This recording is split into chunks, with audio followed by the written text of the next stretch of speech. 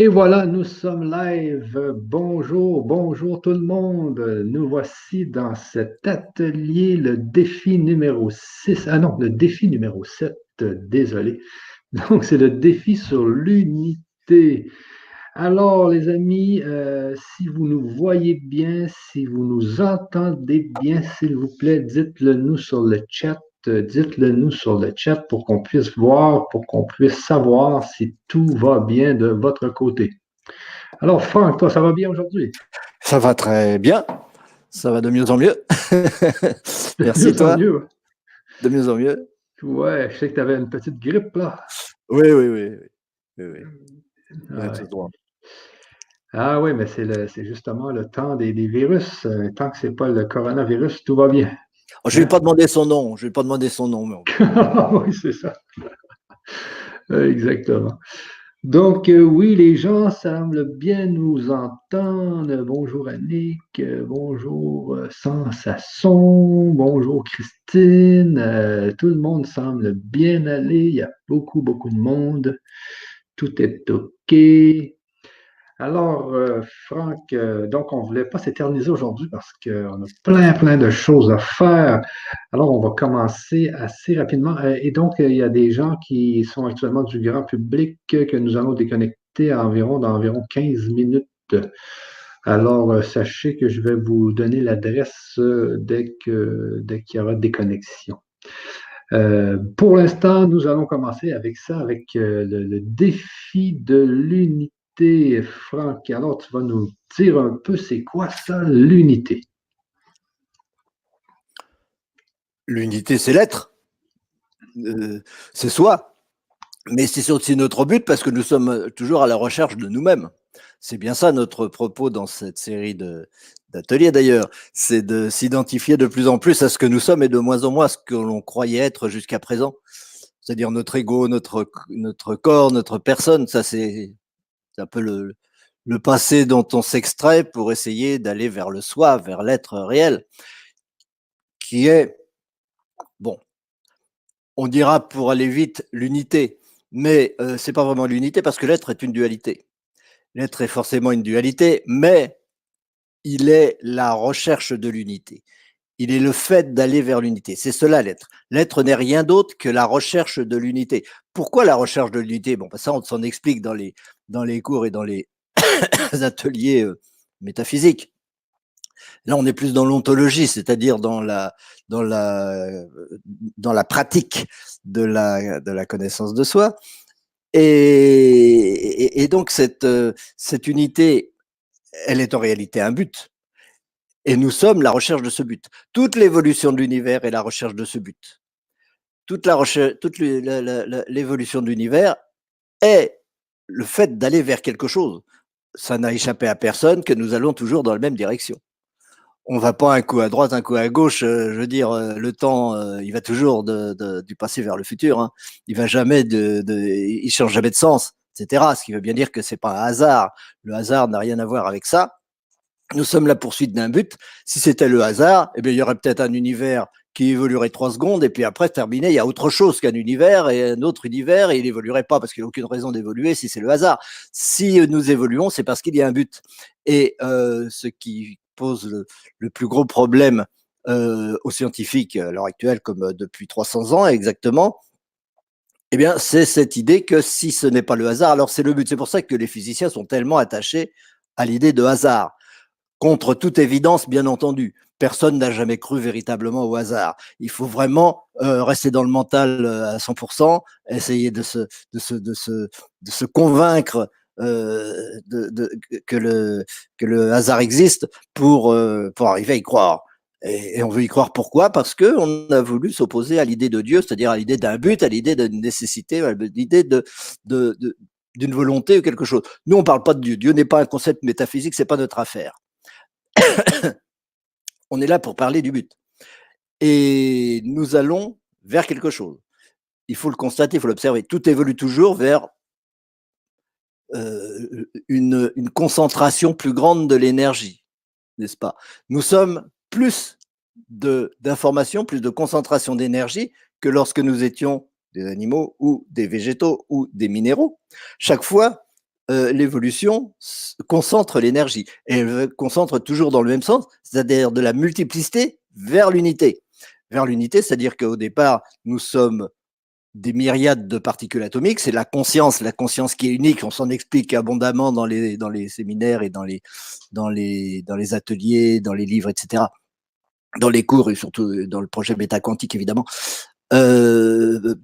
Pourquoi et comment on peut expliquer cette conscience et pourquoi le fait de comprendre la conscience fait qu'on comprend immédiatement qu'il n'y a qu'une seule conscience, qu'il n'y en a pas deux, il n'y en a pas multiplicité, mais cette conscience se répartit dans une multitude de conscients, une multitude qui est de plus en plus réduite, c'est-à-dire qu'il y a de moins en moins d'êtres au fur et à mesure de l'évolution, de moins en moins d'individus au fur et à mesure de l'évolution. C'est-à-dire que quand on est des particules, on a un nombre considérable de particules, mais il faut beaucoup de particules pour faire une planète, vous avez remarqué ça? Il faut beaucoup de particules pour faire une planète. Et une planète, c'est du minéral à la base. Et ce minéral, il faut qu'il se concentre. Et c'est en se concentrant encore qu'on arrive à un petit peu de végétal en surface, pas dans toutes les planètes, mais il y a toujours un moment où on passe par quelque chose d'équivalent. Et ce végétal continue à se concentrer, pour donner un monde animal qui est en très petit nombre. Il y a très peu d'animaux par rapport à la masse de végétal sur une planète. Et les hommes, des hommes, il y en a encore beaucoup moins que des animaux, hein. Beaucoup moins. Mais les hommes, c'est pas vraiment un règne. Les hommes, c'est des animaux. C'est des animaux, mais c'est un passage mental du monde animal. L'animal développe son mental. Quand on est un être humain, on l'a bien développé. D'ailleurs, on s'en rend compte avec à quel point c'est difficile de faire de la spiritualité et à quel point c'est difficile de faire comprendre des concepts métaphysiques supramentaux, justement. C'est ce qu'on essaie de faire ici. On est toujours dans le supramental ici. Et en tout cas, on essaye de s'y introduire et de s'y habituer pour changer de dimension. Et ça fonctionne très très bien. Il y a pas mal de gens qui sont dans le supramental, évidemment, heureusement, et qui ont compris tous ces phénomènes d'évolution, de concentration de l'énergie. Et quand on est des êtres humains, on est très peu nombreux, on va se concentrer encore, figurez-vous. Oui, on va se concentrer encore. Par exemple, en vivant dans des éco-villages, dans des communautés, etc., on fait preuve que l'ensemble de cette communauté vit avec un seul ego au lieu des égos qui s'opposent les uns aux autres. Et c'est encore une façon de faire l'unité. Et au bout du compte, on se prépare pour une dimension supérieure où une masse d'individus, d'êtres humains vont donner un être du niveau supérieur, dont on aura l'occasion de parler dans d'autres ateliers, etc., que j'appelle les manassiens, du terme manas qui veut dire bon, c'est de là que vient le mot mental, mais c'est le supramental, en réalité, c'est le causal, c'est la même chose, supramental et causal, grosso modo. Et donc, on est à la recherche, en tant qu'être humain, de cela, sortir du mental et passer dans le supramental. Et pour ça, c'est encore une concentration de l'énergie. Parce qu'il faut beaucoup de mental pour faire un petit peu de supramental. Donc, c'est ça qu'on fait. Et ça veut dire beaucoup de synthèse. Et ça veut dire beaucoup de compréhension. Synthèse est le mot qui convient. De toute façon, cette évolution est une synthèse permanente. On passe son temps à synthétiser ses expériences et à concentrer ses mémoires dans un nombre d'individus de plus en plus limité. Et donc, on a vite compris, dans ces conditions-là, que notre évolution conduit à l'unité. C'est-à-dire qu'on va vers le fait de n'avoir qu'un seul être, ou de ressentir qu'on est un seul être. Et cette unicité de la conscience, elle est appelée donc à se manifester en unité du conscient. Parce que la conscience, c'est un phénomène qui est unique. Il n'y a qu'une seule conscience. Nous sommes tous cette même conscience. Tous les êtres de l'univers, pas seulement les êtres humains, bien entendu. Toutes les particules, tous les animaux, tous les végétaux, tout cela, c'est toujours la même conscience, mais qui se croit dispersée plus ou moins, avec un nombre d'égos considérable. Eh bien, ces égos, ils sont appelés à s'apercevoir, qu'ils ne sont pas ce qu'ils croyaient être. On croyait être un être humain mental, et on s'aperçoit qu'en fait, on est un être supramental qui contient tous ces êtres humains mentaux. Comme un animal s'aperçoit qu'il est, il n'en prend pas conscience véritablement, il ne se le dit pas, il ne se le formule pas, mais c'est une certaine quantité de végétaux qui vont donner la naissance à un animal. Ce n'est pas des hypothèses, tout ça. Il y en a plein qui vont dire qu'est-ce que c'est que ce charabia, qu'est-ce que c'est que cette absurdité, on n'a jamais prouvé ça, c'est pas scientifique. Si, c'est absolument scientifique et c'est absolument certain. Ce ne sont pas du tout des hypothèses, ce sont des choses qui sont bien plus rationnelles que la plupart des sciences ou des théories dont on nous abreuve et qu'on apprend en université. genre Big Bang, etc. C'est pas du tout ça. C'est pas là-dessus du tout qu'on s'appuie. C'est vraiment le supramental, c'est-à-dire une science au-dessus, une science supérieure, une science où, où on est sorti de la recherche. Il n'y a plus de recherche. La recherche, c'est propre au mental, c'est propre au niveau du mental. Ce qu'on fait comme travail, c'est au-delà du mental. Donc, cette évolution va vers l'unité. Mais on n'atteint jamais l'unité. On n'atteint jamais l'unité pour des raisons simples, qui est le fait que la conscience ne peut pas être infinie. La conscience, c'est toujours une dualité. Vous allez comprendre, commencer à comprendre le lien entre unité et dualité. La conscience, c'est toujours une dualité. Qu'est-ce que c'est que cette dualité? De quelle dualité s'agit-il? Vous le savez bien. C'est vous et l'univers. Moi et l'univers. J'ai l'impression d'être au centre d'un infini, même distance de tous les côtés. Je ne sais pas où ça commence, où ça s'arrête, mais j'ai l'impression d'être au milieu. Tout le monde a l'impression d'être le centre de l'univers. Et ce centre de l'univers, c'est le principe de conscience. Le principe de conscience. Mais ce n'est pas le conscient. Le conscient, les conscients, il y en a autant que de personnes. Le conscient, c'est le contenu de cette conscience. C'est des contenus différents pour la même conscience. Donc, Franck se prend pour Franck, c'est son conscient. Il a son univers de Franck avec son ordinateur, avec ses fringues, avec ses amis, avec tout ça. Et Michel, il a son univers de Michel au Canada, etc. On a chacun notre univers qui correspond à notre ego. À tel ego correspond tel univers. Cela dit, si on continue de croire l'ego, c'est-à-dire d'être complètement dans la dualité, on est toujours séparé des autres, on est toujours séparé de l'infini. Et donc, on n'est jamais dans l'unité. On n'est jamais dans l'unité. L'unité, c'est justement de sortir de ça. C'est donc sortir de l'idée qu'on est un ego, qu'on est une personne, et commencer à s'apercevoir qu'on est le tout. Et qu'on est la conscience qui contient tout. Parce que ça aussi, on le démontre dans les... Bon, on ne va pas revenir, évidemment, dans ces démonstrations sur lesquelles, dont on a déjà parlé dans d'autres ateliers. De toute façon, les personnes qui nous écoutent, qui découvrent ça pour la première fois, elles n'auront qu'un mal à avoir accès à ces ateliers, hein. Michel, tu es là pour leur permettre de le faire.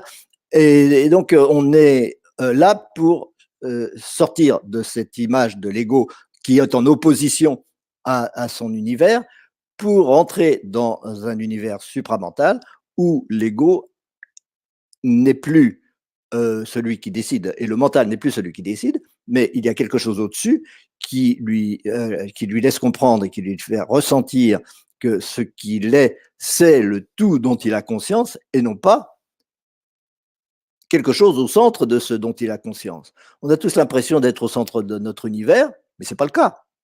C'est notre conscience, cet univers. Mon univers, c'est la forme de ma conscience. Ce n'est pas du tout un univers dont j'ai conscience. Il faut bien prendre conscience de ça. C'est très difficile à cerner, c'est très difficile à intégrer, mais c'est la clé. Et c'est la chose la plus importante à comprendre. C'est pour ça qu'on revient souvent dessus, d'ailleurs, de différentes façons, pour arriver petit à petit au bout de ces 22 ateliers, à ce que ce soit parfaitement clair pour tout le monde et définitif, et qu'il n'y a pas de retour en arrière.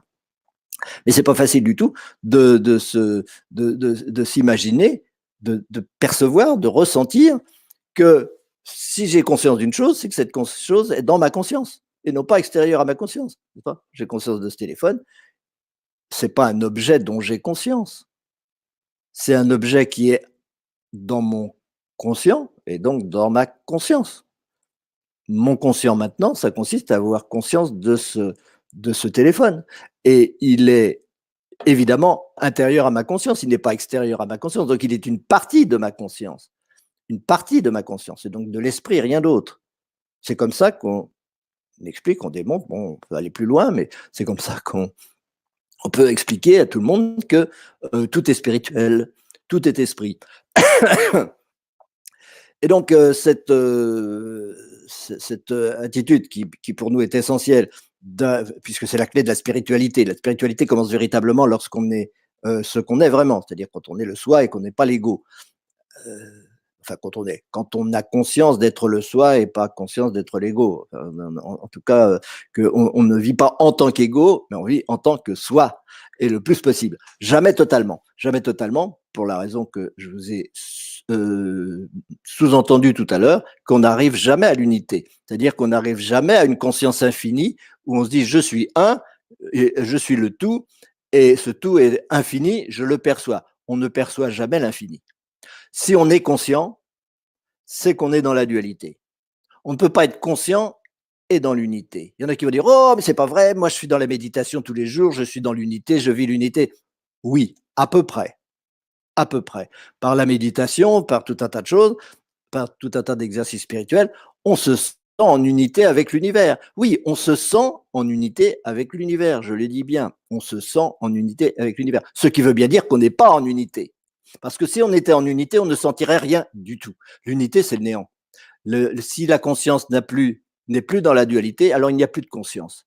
Tant qu'on est conscient et dans la plus haute méditation, continuer d'être conscient, heureusement d'ailleurs, même si on en meurt, parce qu'il y a des gens qui sont morts en méditation, c'est normal, c'est pas quelque chose d'extraordinaire. Même si on meurt en méditation, eh bien, il n'empêche que on continue d'être conscient, parce que la conscience ne s'éteint jamais. Vous direz, il y a le coma, tout ça. Non, non, non, non, non. Le coma est aussi un niveau de conscience. C'est encore une forme de conscience. Il y a des tas de formes de conscience. La conscience en elle-même ne disparaît jamais. Et c'est toujours une dualité. Il ne peut pas y avoir de conscience sans dualité. Qui dit conscience dit je et ce que je perçois, que ce soit de moi, que ce soit du monde extérieur, je perçois, donc je suis dualité. Le jour où je serai unité, il n'y aura plus de conscience. Mais il n'y aura jamais ça.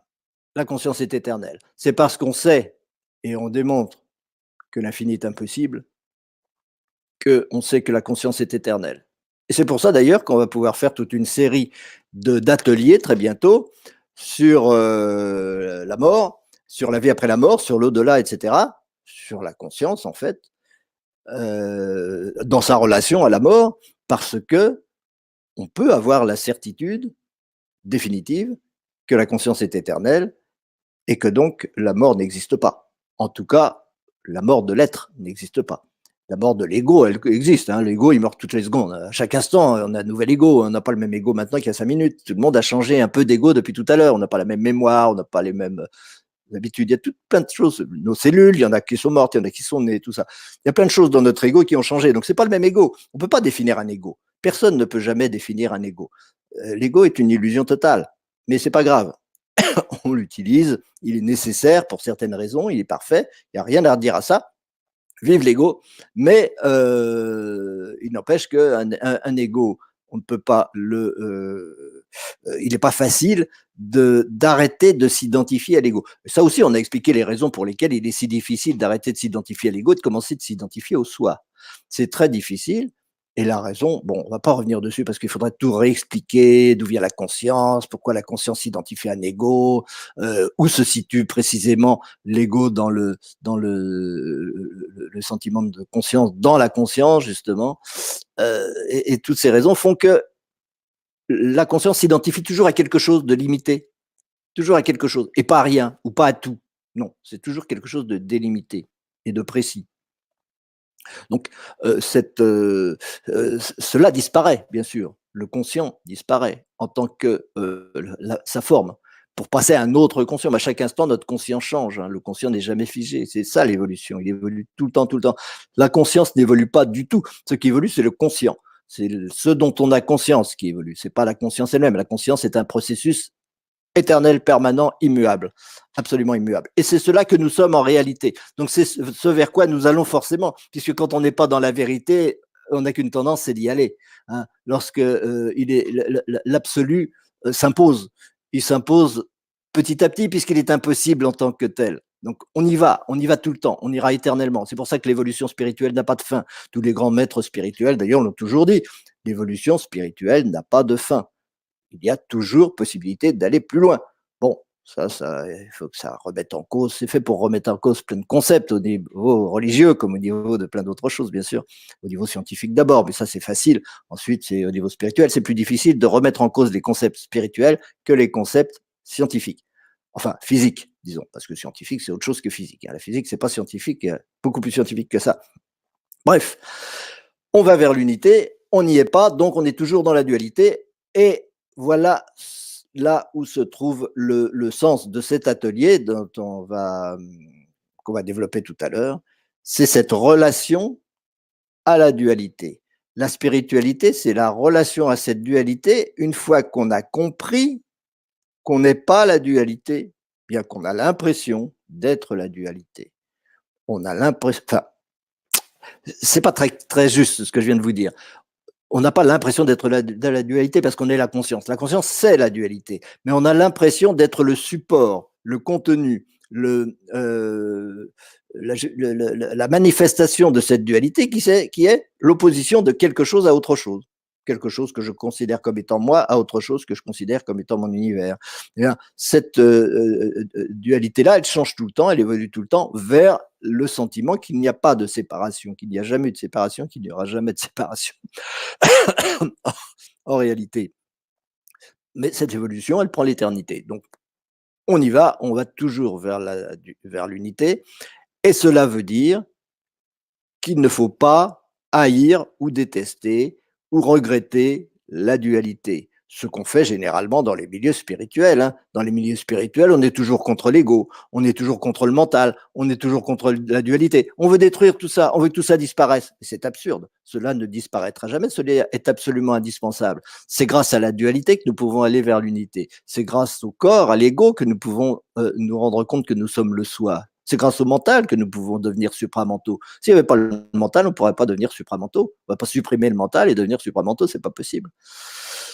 Donc, la spiritualité, tout notre travail dans cet atelier, c'est de comprendre cela, c'est-à-dire de changer sa relation et d'établir clairement sa relation entre la dualité et l'unité. En quoi suis-je l'unité, en quoi suis-je la dualité? Mais surtout, comment dois-je faire, comment vais-je faire pour, en tant qu'unité, en tant qu'être spirituel, reconnaître et aimer totalement et ne plus m'opposer à cette dualité, ne plus regretter cette dualité, ne plus souffrir de cette dualité, ne plus me dire la dualité c'est l'horreur, vivement l'unité. Si on compare la dualité à l'unité, là c'est foutu. On ne sera jamais dans la paix. Il n'y a pas à opposer l'un à l'autre. Il y a simplement à les mettre chacun à leur place, de même qu'on met l'ego à sa place par rapport au grand soi. Je pense que comme introduction, ça commence à bien faire. Je sais pas quelle heure il est. Oui, je suis là, là. Est-ce que tu m'entends, Franck? Très bien, très bien. Oui, donc c'était notre première partie de cet atelier. Alors, comme Franck vous a dit, nous allons faire 8 ateliers sur la mort. Donc, les dates vont être déterminées bientôt.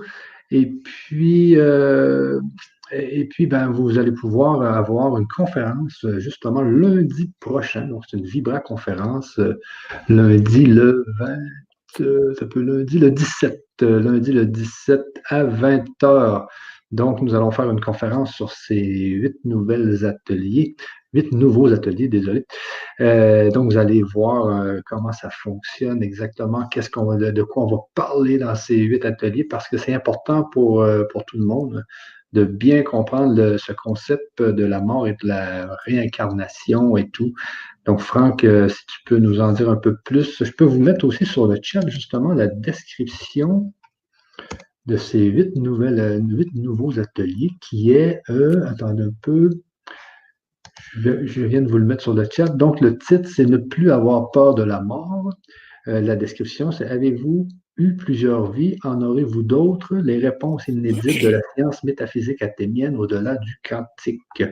Donc, ici, tant que le mental a des doutes, il est normal qu'il ait peur. La science métaphysique athénienne peut, pour la première fois dans l'histoire connue de l'humanité, lui donner des certitudes incontournables et donc il n'a plus peur ni de sa propre mort, ni de celle des autres, et la vie peut enfin changer. Alors, c'est le titre de ces 8 prochains ateliers et nous allons en parler longuement lundi 20h sur LGC. Et donc, pour avoir ces ateliers, sachez que déjà, l'atelier que vous êtes en train d'écouter actuellement, donc l'introduction qui a été faite, vous pouvez, si vous voulez continuer l'atelier avec nous, donc pour la prochaine heure et demie, donc pour les prochains 90 minutes, vous pouvez aller sur cette adresse-là qui est ici, que je vous mets dans le chat. Et vous pouvez prendre, c'est le niveau 2. Donc, vous choisissez le mode de paiement que vous désirez et vous allez venir nous rejoindre immédiatement dans cet atelier. Pour ceux qui sont sur Facebook et YouTube LGC. Donc, moi, je vais procéder dans la prochaine minute à la déconnexion du grand public. Donc, Oui. on vous attend si vous voulez venir. Et puis, Franck, c'est un mot à leur dire. Bah oui, ça nous fera grand plaisir que de vous nous rejoigniez, évidemment. Je précise que ces 8 ateliers, je crois, hein, si tu m'arrêtes si je me trompe, que ces 8 ateliers sont offerts aux gens qui sont déjà inscrits au projet Métaquantique niveau 2. Hein. C'est ça, c'est Ils ça, n'auront c'est ça. pas à payer de supplément pour ces 8 ateliers supplémentaires. Il y en avait 22 de payés, ils en auront 30 pour le prix de 22, n'est-ce pas? C'est Et ça. voilà. Donc, c'était aussi pour ceux qui sont dans le niveau 2. Donc, ça se rajoute au niveau 2, ces 8 ateliers. Et puis, ils sont très importants, surtout ces temps-ci, là, avec tout ce qui se passe dans le monde. Donc, les gens ont besoin d'arrêter d'avoir peur là, avec ces fameux virus de toutes sortes. Là, Donc, vous allez adorer ces ateliers. Et la conférence de lundi, donc, ne manquez pas la conférence de lundi, très important. Sur ça, donc, Franck, peut-être qu'on pourrait peut-être répondre à une question le temps que je déconnecte les gens du grand public et puis le temps qu'on attend s'il y a des gens qui vont, pour les gens qui vont nous rejoindre. Si tu Donc, veux. je vais juste donner une question ici qui est assez spéciale quand même de Mhm. Albert Dross. Est-ce que le néant a conscience d'être néant? Quelle question quand même. Mais c'est une question qui montre que c'est comment son nom C'est Albert, Albert, hein, Albert Albert. Dross. C'est une question qui montre que il a compris l'importance du néant en tant que concept. Le néant est quelque chose d'absolument fondamental, mais ce n'est qu'un concept.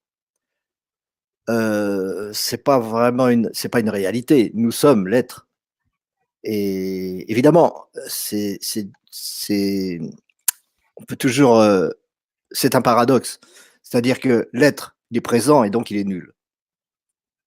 L'instant présent est nul en durée. Être, c'est dans l'instant présent. Il n'y a pas de durée. Donc, quelque part, l'instant présent est nul. Et donc, l'être est le néant.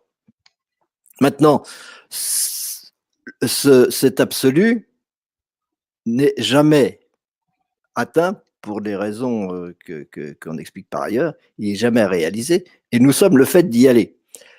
Et c'est le fait d'y aller qui est conscient. C'est le fait de s'opposer à ce vers quoi on va. Il y a ce qui est possible, et puis il y a ce que je voudrais être, néant. Et donc, on va toujours vers le néant sans jamais l'atteindre. Et vous observerez qu'on va aussi toujours vers l'instant présent sans jamais l'atteindre. Toute notre vie quotidienne, spirituelle, etc., consiste à essayer d'être de plus en plus dans l'instant présent. En tout cas, consciemment, pour les gens qui ont une recherche spirituelle, mais involontairement, mais réellement quand même, pour les gens qui n'ont pas cette conscience spirituelle. Ils vont quand même dans le présent. Et chaque fois qu'ils ils peuvent en avoir la possibilité, ils ont des activités, des choses qui leur permettent d'être plus dans le présent. C'est aller dans l'instant présent, c'est aller dans le néant. Ce qui ne veut pas dire qu'il faut en avoir peur, puisque de toute façon, on ne peut pas l'atteindre. On n'est jamais totalement dans le présent. On essaye simplement de s'en rapprocher.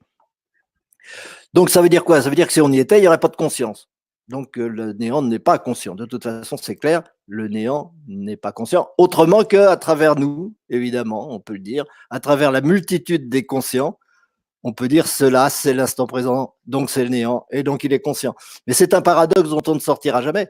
C'est pas parce que c'est un paradoxe que c'est une contradiction. L'être est un paradoxe, le néant est un paradoxe, et c'est pour ça que nous sommes là.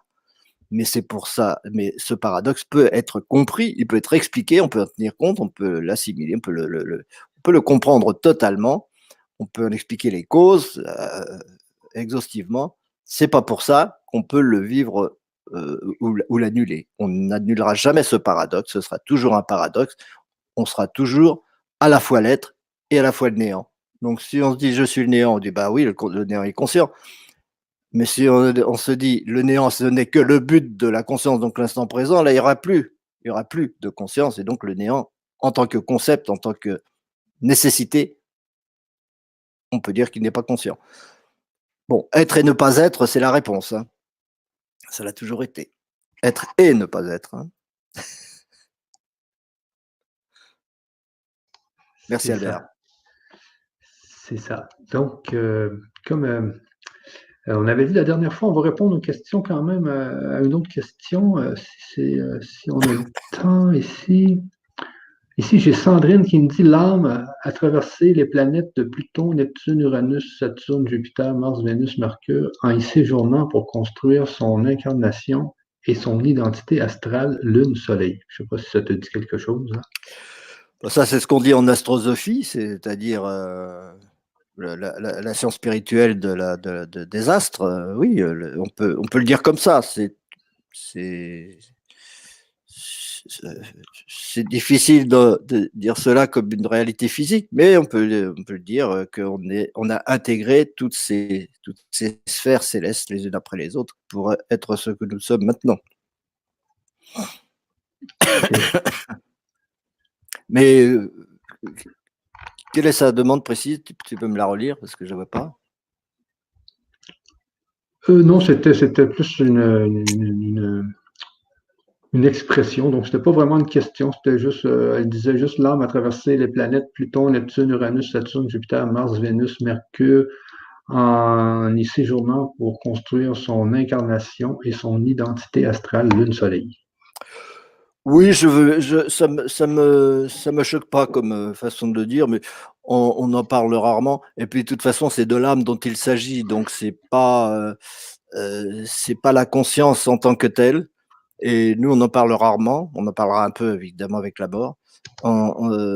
C'est déjà quelque chose de très proche de l'incarnation. C'est pas l'âme dont on parle quand elle se nourrit de ces différentes énergies, niveaux vibratoires que sont les différentes planètes. Ce sont des dimensions de notre être. Elles font partie de nous, c'est évident. OK. On peut commencer sur ça, là, la deuxième partie. Donc, l'après-introduction. Eh bien, au revoir à tout le monde. Pas tout le monde. Ils sont partis les gens. Donc, c'est bon.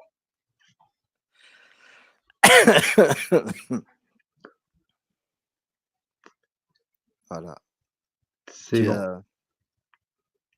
bon. C'est bon. Donc, tout est correct.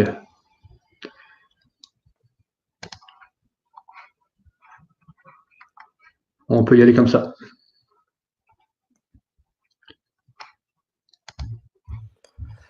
Oui, donc, tu n'as pas d'autres questions sous la main, de toute façon?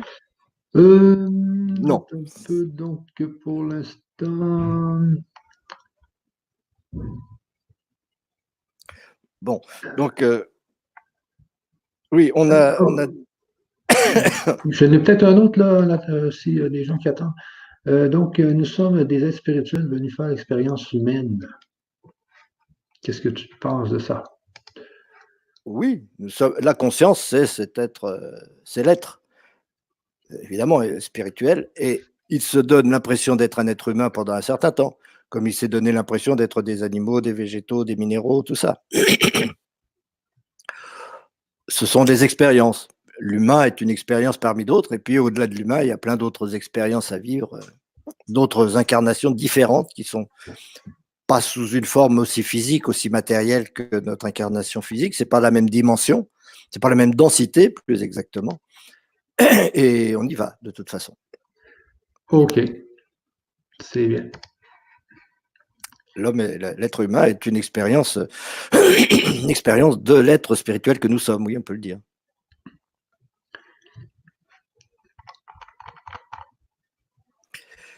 Et donc, cette expérience spirituelle, elle consiste avant tout, elle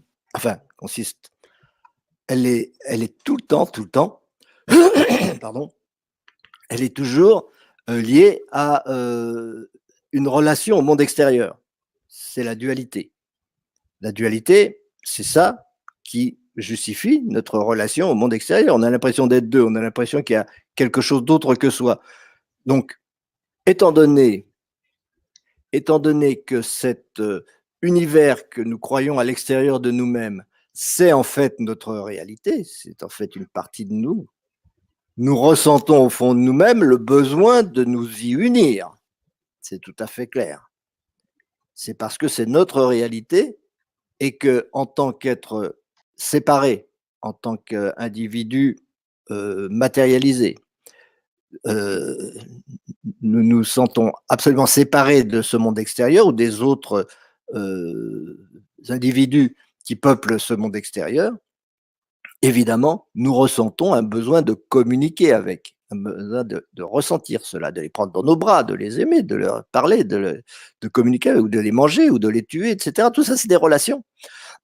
Et ces relations sont des expériences pour expérimenter donc ce monde extérieur et essayer de comprendre ce que c'est que ça. Pourquoi il y a ce monde alors que, au fond de nous-mêmes, intérieurement à nous-mêmes, nous savons, sans que ce soit conscient, sans que ce soit formulé dans le mental, pas du tout, mais à un niveau qui n'est pas mental, nous savons très bien que nous sommes cela. Nous savons très bien que nous sommes le monde extérieur, que nous sommes l'unité avec le monde extérieur. Donc, nous ressentons le besoin d'expérimenter ça et de dire, mais où c'est? Puisque j'ai l'impression d'être moi, séparé du monde, comment ça se fait que je suis séparé du monde et comment faire pour refaire l'unité? Et cette recherche de l'unité avec le monde extérieur, c'est ce qu'on appelle l'amour. L'amour, c'est le fait de rechercher l'unité avec le monde extérieur. On ne fait que ça. Il n'y a aucune autre relation que de l'amour. Toutes les relations sont de l'amour. On peut se taper dessus, etc. C'est de toute façon de l'amour. Il y a des formes plus ou moins évoluées, plus ou moins primitives, plus ou moins parcellaires de l'amour. Bah oui, mais c'est toujours une recherche de compréhension de ce que c'est que l'autre. Qu'est-ce que c'est que cette matière? Qu'est-ce que c'est que le monde extérieur? Alors on va le disséquer, on va le déchirer, on va essayer de l'analyser, tout ça pour voir ce qu'il y a dedans, jusqu'à ce qu'on se dise, ah bah en fait, c'est moi que je trouve là-dedans. Et c'est ce qui se passe avec la physique quantique.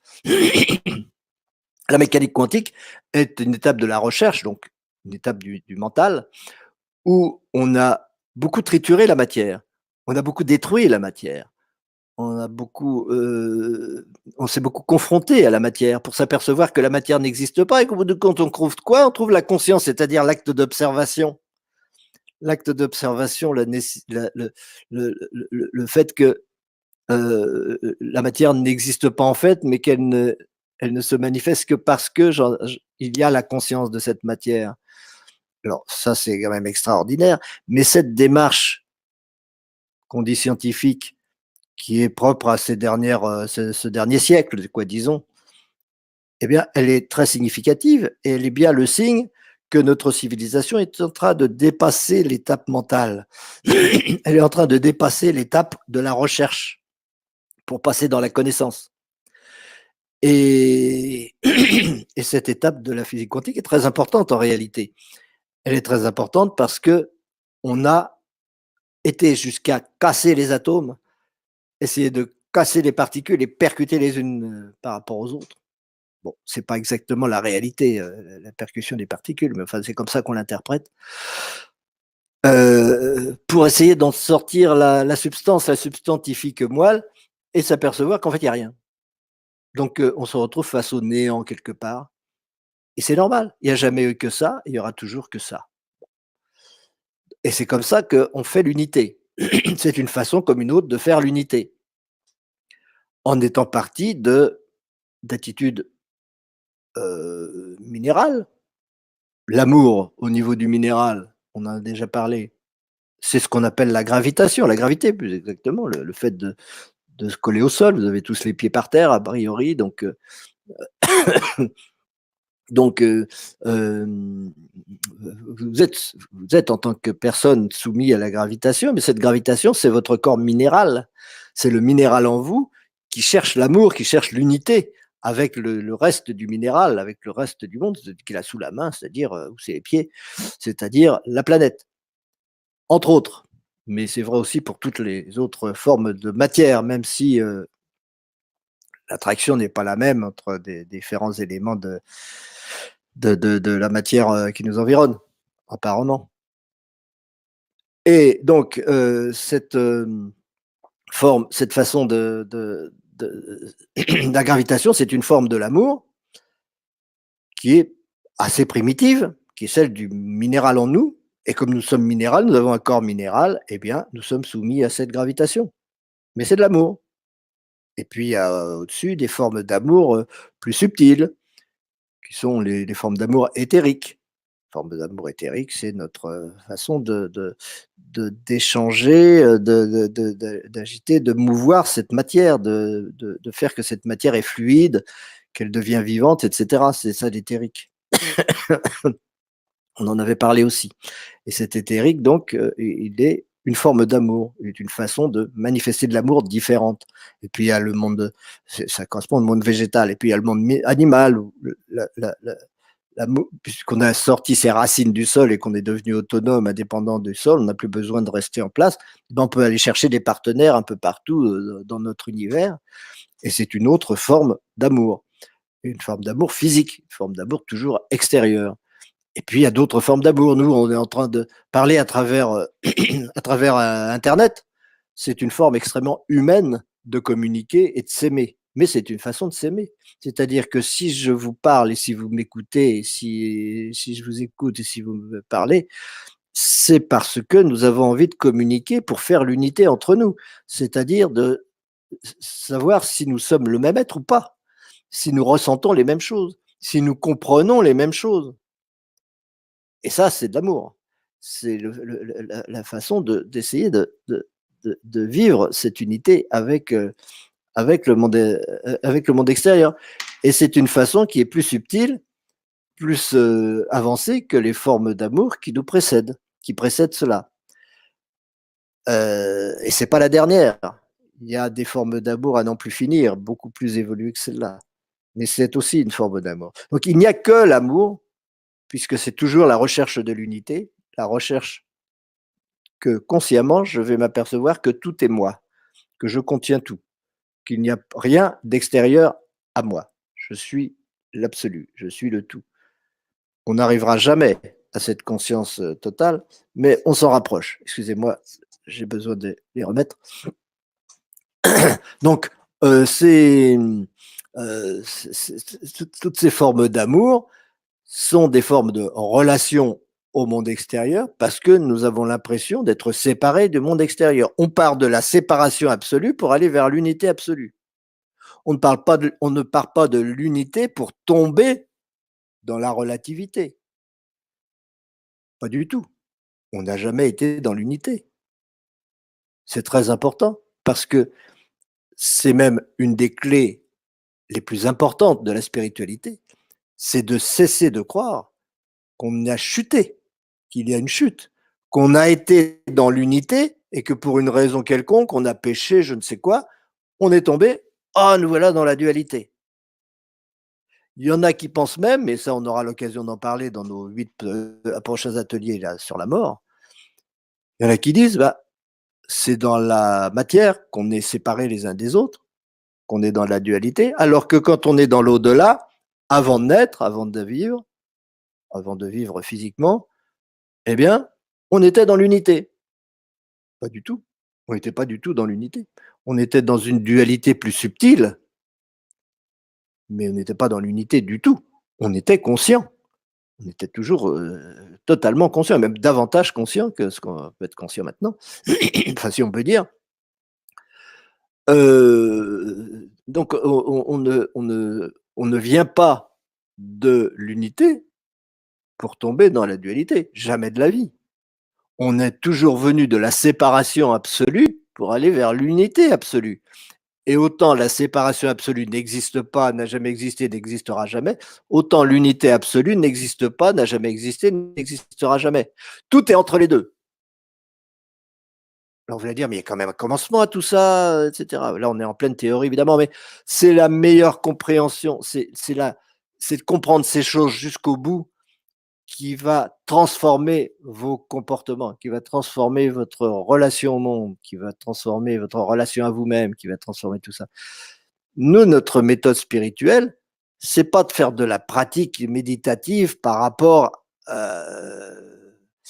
et d'évacuer la compréhension ou d'évacuer la théorie. Pas du tout. C'est d'aller au bout de cette théorie, de cette compréhension, la rendre tellement claire, tellement puissante, tellement profonde, tellement efficace, qu'on ne peut plus faire autrement que de la vivre. Et alors la spiritualité paraît, la vraie spiritualité apparaît. Et donc c'est la pratique elle-même. Il ne faut pas croire que on est en train de faire de la théorie, que tout à l'heure on va faire de la pratique. Ça, c'est pas possible en fait. La pratique, elle est dans la méditation permanente sur ces concepts.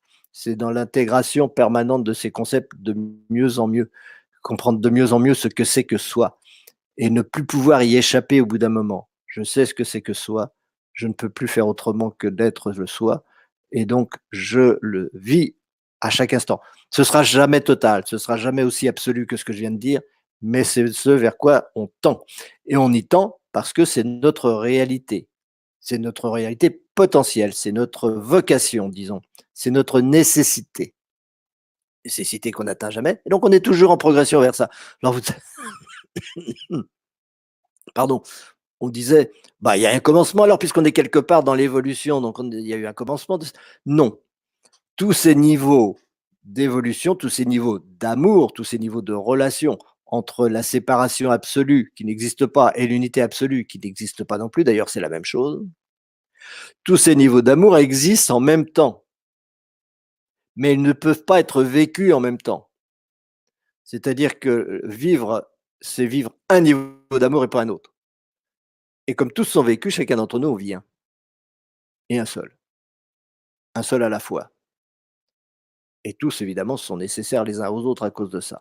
Tous sont indispensables et on passe sa vie à passer d'un niveau à un autre. Je suis à tel niveau dans l'évolution, je passe à tel autre niveau de l'évolution. Vous vous rappelez de ma pyramide que je vous avais montrée avec tous ces niveaux d'évolution? Je pourrais vous la remontrer, mais enfin, vous l'avez peut-être en tête. Tous ces niveaux d'évolution, ils existent, mais ils ne se manifestent pas pour vous. Pour vous, ils ne se manifestent qu'un seul. Pour un autre, il se manifeste un autre. Pour la même conscience, se manifestent tous ces niveaux-là. Mais il n'y a jamais un individu qui aura conscience d'être tous les niveaux en même temps. Ça n'existe pas, ou d'être le niveau absolu de l'unité totale. Ça n'existe pas non plus. Nous ne sommes que évolution. L'être n'est que évolution. Nous ne sommes pas un état. Nous sommes une évolution parce que nous sommes la manifestation d'un but et que ce but n'est pas réalisable, n'est pas accessible. Et c'est ça qui est génial. J'ai déjà pris cette précaution, mais je la reprends parce qu'il faut toujours la prendre. Il y en a qui se diraient: «Ah bah, si on peut pas atteindre le but, alors pourquoi se fatiguer? C'est nul, c'est pas intéressant», c'est le contraire. C'est le contraire absolument. C'est parce que le but n'est pas accessible qu'on est là. Si le but était accessible, on serait pas là, ce serait le néant. Et si le but n'était pas accessible, on n'évoluerait pas. Si le but était accessible, pardon, on n'évoluerait pas. Il serait, point. Ce serait le néant. Le fait que ce but soit inaccessible nous permet de savoir et de reconnaître que nous sommes éternels. Et ça, c'est quand même quelque chose. Et que là où je suis, c'est la bonne place. Parce que là où je suis, ma mission, c'est de passer à l'étage supérieur. Et donc, je sais parfaitement où je suis, je reconnais ce que je suis, je peux aimer, ne pas culpabiliser, reconnaître, avoir de la reconnaissance pour ce que je suis maintenant, en sachant que cela est indispensable à tous les autres niveaux et est là pour me permettre de passer à l'étage au-dessus. Et donc, ça m'apprend aussi à ne pas m'attacher à ce que j'étais jusqu'à présent. Parce que ce qui compte, c'est mon évolution vers ce que je vais être. Et non pas ce que j'ai été jusqu'à présent. C'est passé, ça concerne d'autres êtres, d'autres individus, c'est pas mon problème. Ce que j'ai été hier, avant-hier, etc., on s'en fout. Ce qui compte, c'est ce que je fais maintenant pour être ce que je serai demain. C'est seulement cette évolution qui est importante. Et c'est ça la relation à la dualité. La relation à la dualité, c'est de savoir qu'on va vers l'unité. On sait ce que c'est que cette unité, on ne la vit pas, mais on sait comment y aller. Et on y va. On y va parce qu'on accepte d'y aller. On y va parce qu'on a compris comment y aller, on a compris qu'il faut y aller. Et surtout, on ne se retient pas ni par attachement à l'ego, ni par culpabilité, ni par sentiment d'avoir chuté de l'unité vers la dualité, etc. Tous ces obstacles à l'évolution spirituelle, on les a évacués parce qu'on a compris. Et ce n'est que parce qu'on a compris qu'on peut les évacuer. Et tant qu'on n'a pas compris, eh bien, on va rester coincé dans ces croyances et dans ces concepts approximatifs qui constituent toutes les religions du monde, évidemment. Toutes les religions du monde sont approximatives, sinon elles n'auraient pas besoin d'être des religions. La métaphysique n'a pas besoin de religion. Il n'y a pas besoin de symboles, il n'y a pas besoin de mythes, il n'y a pas besoin pas besoin de croyances, il y a besoin simplement, ah, bien, bon Dieu, mais c'est bien sûr, j'ai compris. Et alors, la vie s'éclaire et les comportements changent. Et ça devient une spiritualité qui est en conforme à tout ce que les religions enseignent, évidemment, parce que les religions, elles savent à l'avance ce qui devrait être, mais elles n'ont pas compris. Mais elles savent comment ça devrait être. Elles savent qu'on devrait s'aimer les uns, aimer son prochain comme soi-même. Elles savent qu'on ne devrait pas faire aux autres ce qu'on voudrait pas qu'on nous fasse. Elles savent tous les religions. Elles savent qu'on est en recherche de cet absolu. Et elles donnent des tas de méthodes excellentes pour y aller, des yogas, tout ce que vous voulez, des méditations. Et tout cela est vrai, et tout cela on les retrouve, et tout cela on peut les pratiquer. Il n'y a aucun souci pour les pratiquer. L'important c'est de comprendre et de ne pas faire ça avec un mental qui va nous retenir en bas, puisque ce mental n'aura pas compris. Et si ce mental n'a pas compris, alors je vais rester attaché à l'ego. Si ce mental n'a pas compris, alors je vais rester dans la croyance que je viens de l'absolu alors que j'y vais. Ces croyances qui me retiennent en arrière, qui font que je vais avoir des culpabilités ou des freins psychologiques qui vont m'empêcher d'aller vers mon but, qui vont me retenir dans mes mémoires, qui vont me retenir dans ces sentiments de souffrance par rapport à des émotions passées. C'est tout cela qui me freine dans mon évolution. Alors, bien sûr, comme on ne va jamais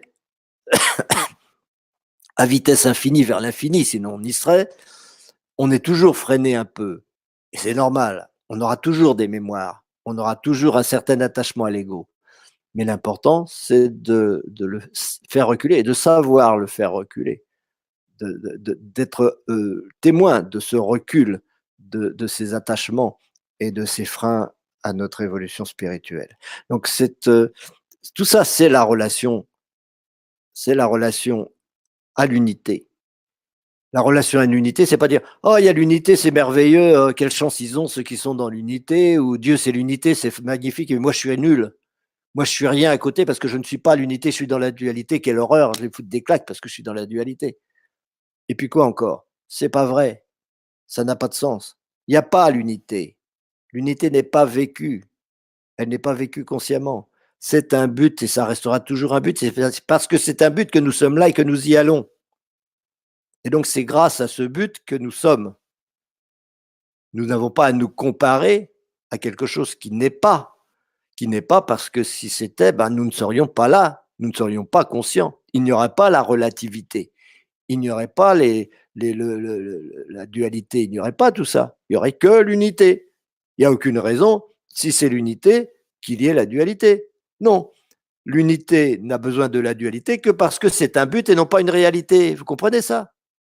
Vous n'avez pas fini de le comprendre parce que c'est long à intégrer, mais c'est fondamental. Petit à petit, ça vous paraîtra une évidence.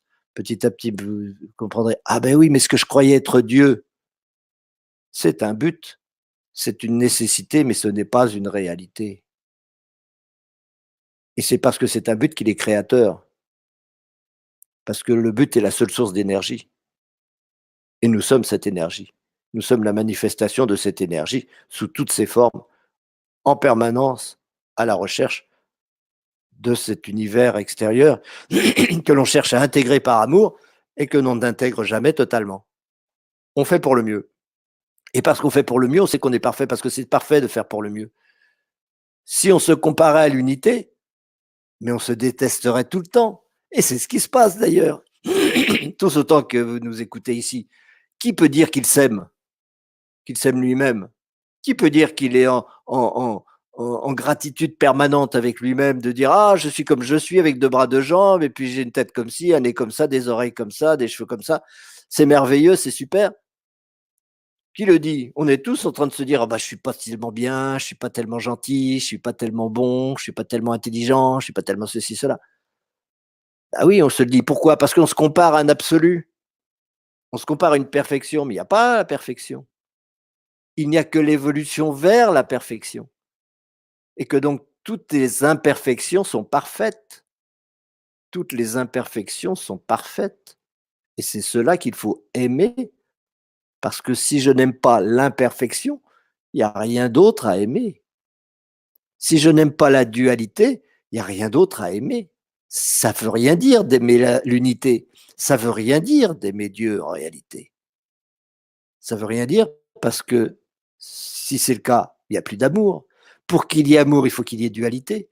S'il y a unité, il n'y a pas d'amour. Nous sommes l'unité, nous sommes la dualité qui est le fait d'aller vers l'unité. C'est ça qui est important. Et cette dualité a toutes les étapes, toutes les formes possibles. Chacun d'entre nous est une de ces formes et donc chacun d'entre nous est parfait. C'est l'imperfection qui est parfaite. C'est pas la perfection. C'est pas l'unité qui est merveilleuse. L'unité n'a rien de merveilleux, il n'y a rien, c'est le néant. Il ne pas se dire, ah, ce serait bien si j'étais l'unité. Ce ne sera jamais l'unité. Ce qui compte, c'est d'aimer maintenant le fait d'aller vers l'unité. Et donc, chaque fois que j'en ai l'occasion, d'essayer d'aimer mieux, d'aimer plus, d'être plus au service, d'être plus dans la recherche de cette unité, oui, dans la recherche de l'unité, mais sans jamais y être, évidemment. Si j'y suis, il n'y a plus de recherche. Mais je ne peux pas y être, il n'y a plus de conscience. La recherche de la dualité, c'est la perfection. La dualité existe sous toutes les formes, et donc toutes les formes de la dualité, vous en avez partout autour de vous, tous les gens que vous rencontrez, toutes les particules atomiques qui constituent votre corps, qui constituent votre univers, tous les chiens, les chats, les feuilles d'arbres, etc.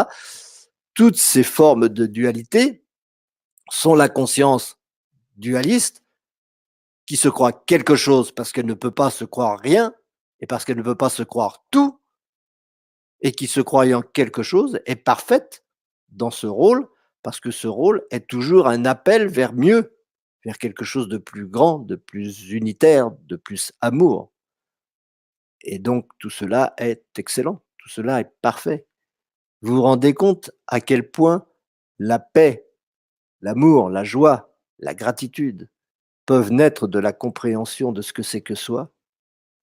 Et vous vous rendez compte à quel point les fausses croyances sur la dualité, sur l'unité, sur Dieu, sur la matière, sur tout ça, sont des obstacles à cette réalisation spirituelle?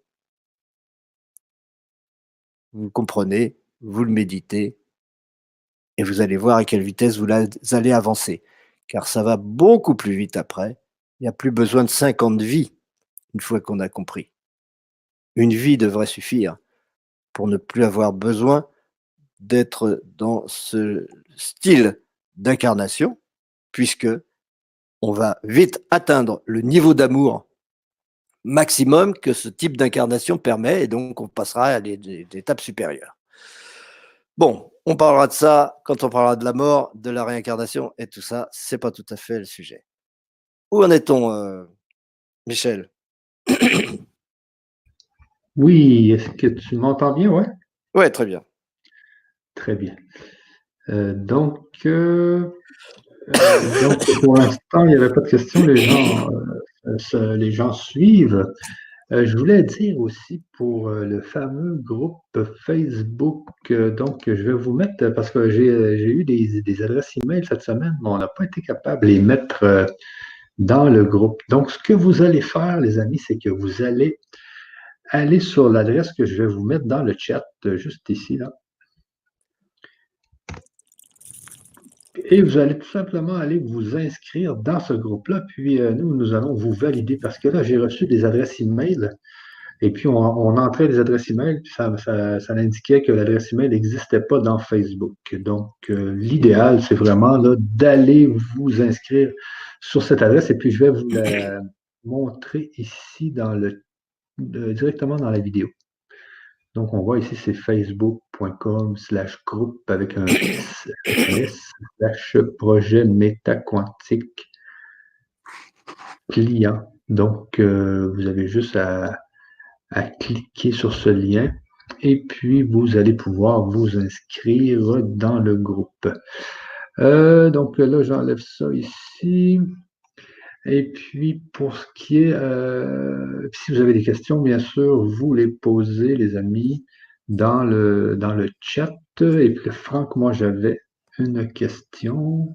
Chouette. Donc, Vas-y, j'écoute. donc, il y a rien d'autre que il existe que ça, que la dualité, qui tend à créer l'unité. C'est Oui, bien ce que tu dis, hein? oui, Et oui, ça, la fameuse unité, c'est le néant. Dans oui, le fond, on tend à aller vers rien. De toute façon, logiquement, oui. si votre foi, il n'y avait rien, logiquement, il ne devrait rien avoir dans l'univers. Bah, c'est logique, oui, effectivement. C'est pour ça qu'on s'interroge. On se demande pourquoi il y a quelque chose à la place de rien. C'est parce que c'est rien qui serait logique. Ben oui, ben justement. Et donc, là, c'est pour ça que nous, la force magnétique existe. C'est pour ça que là, on a jonglé avec cette fameuse dualité de jour en jour. Attends un peu là, ici, gars, j'ai justement une question de Annick qui dit alors, Jésus, par exemple, ou le plus grand sage d'entre nous, n'est pas non plus dans l'unité. Il s'en approche un peu plus tous les jours. C'est ça, hein? Parce que Elle a c'est très bien impossible, compris. l'unité. Annick a très bien compris. Oui, oui, bien sûr. Ces niveaux vibratoires très élevés qu'on appelle Jésus ou autres sont des niveaux de conscience, enfin, sont un niveau d'amour, plus exactement. Et il y a toujours possibilité pour eux d'aller plus haut, et ils y vont, de toute façon. Et le défi de l'unité, c'est ça. Donc, c'est d'aller de plus en plus vers l'unité, donc d'aller de plus en plus vers l'amour. C'est l'amour qui nous fait intégrer de plus en plus, qui nous fait rapprocher de plus en plus vers cette unité. Ça n'a pas le choix. Oui, c'est ça, mais on ne peut pas dire que ce soit une difficulté. Est-ce que c'est une difficulté d'aimer? Non, non, D'aimer ben, plus. C'est quelque chose d'absolument naturel et ce n'est difficile que parce qu'il y a un frein derrière, parce qu'on tire derrière en arrière avec l'attachement à ce qu'on croit être, avec l'attachement à l'ego, avec l'attachement justement à la séparation, à la division. Mais étant donné que cette dualité n'est jamais mise en cause, il y a toujours la dualité, on peut lâcher ça. On va jamais se retrouver seul en tant que personne. Il y aura toujours le monde extérieur, il y aura toujours nos amis, il y aura toujours tout ça. On va pas se retrouver seul en tant que personne. La solitude de l'unité, c'est la solitude, bien sûr, mais il n'y a pas de risque que l'ego soit seul. Enfin, il peut l'être provisoirement, bien sûr, mais en général, le mental a peur d'aller vers l'unité parce qu'il a peur de cette solitude, parce qu'il sait bien que l'unité, c'est la solitude absolue, et, et aussi parce qu'il est là pour défendre l'ego, donc il veut s'accrocher de façon à ne pas être infini, de ne pas être tout, de ne pas être rien. Il veut s'accrocher à un passé, à un contenu, à des habitudes, etc., qui sont l'ego. Et c'est ça qui fait la difficulté, c'est la peur. Évidemment, la peur est le frein à l'amour. Et le seul moyen de désamorcer cette peur, c'est de comprendre, c'est de de comprendre. désamorcer ces concepts, de désamorcer ces causes de peur et de pratiquer cela, évidemment. Et il n'y a pas d'autre. Et ce n'est difficile que tant qu'on freine. Si on lâche un peu les freins, c'est de moins en moins difficile, hein. Alors, il ne faut pas se dire oh là là, j'ai un effort à faire pour aimer, oh là là, j'ai un effort à faire pour me spiritualiser. C'est pas un effort, c'est une désagrippation, comme dit notre ami Louis Gervais, qui fait aussi partie du projet Métaquantique. On s'agrippe à des choses qu'on veut posséder parce qu'on a peur justement de notre réalité infinie. Et ben, on lâche ça parce qu'on n'a plus peur de notre réalité infinie, puisqu'on n'ira pas. On ne sera jamais seul, on ne sera jamais dans l'infini, on ne sera jamais zéro, on ne sera jamais le néant. Donc il n'y a rien à craindre, on peut tout lâcher. On peut tout lâcher les uns après les autres. Il n'y a plus rien à craindre. Donc il n'y a plus qu'à aimer et ça devient facile. Ça va devenir facile, oui, ça va devenir facile. Mais est-ce que c'est ça un peu l'humain là, qui veut toujours posséder de plus en plus de choses?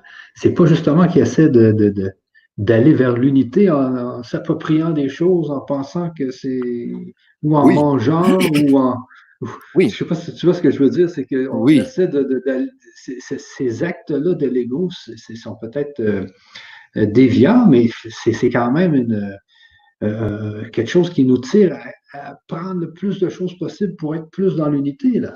oui. C'est pas que c'est déviant, c'est que c'est inévitable dans à un certain moment, puisque on n'a pas encore lâché l'ego, donc on continue de s'identifier à l'ego, mais on a déjà l'intuition qu'on devrait être infini, donc on veut tout intégrer dans l'ego. Je crois être l'ego et je veux être l'unité. Qu'est-ce que je fais? J'essaie de tout accumuler dans l'ego. Ah, c'est ça. L'ego veut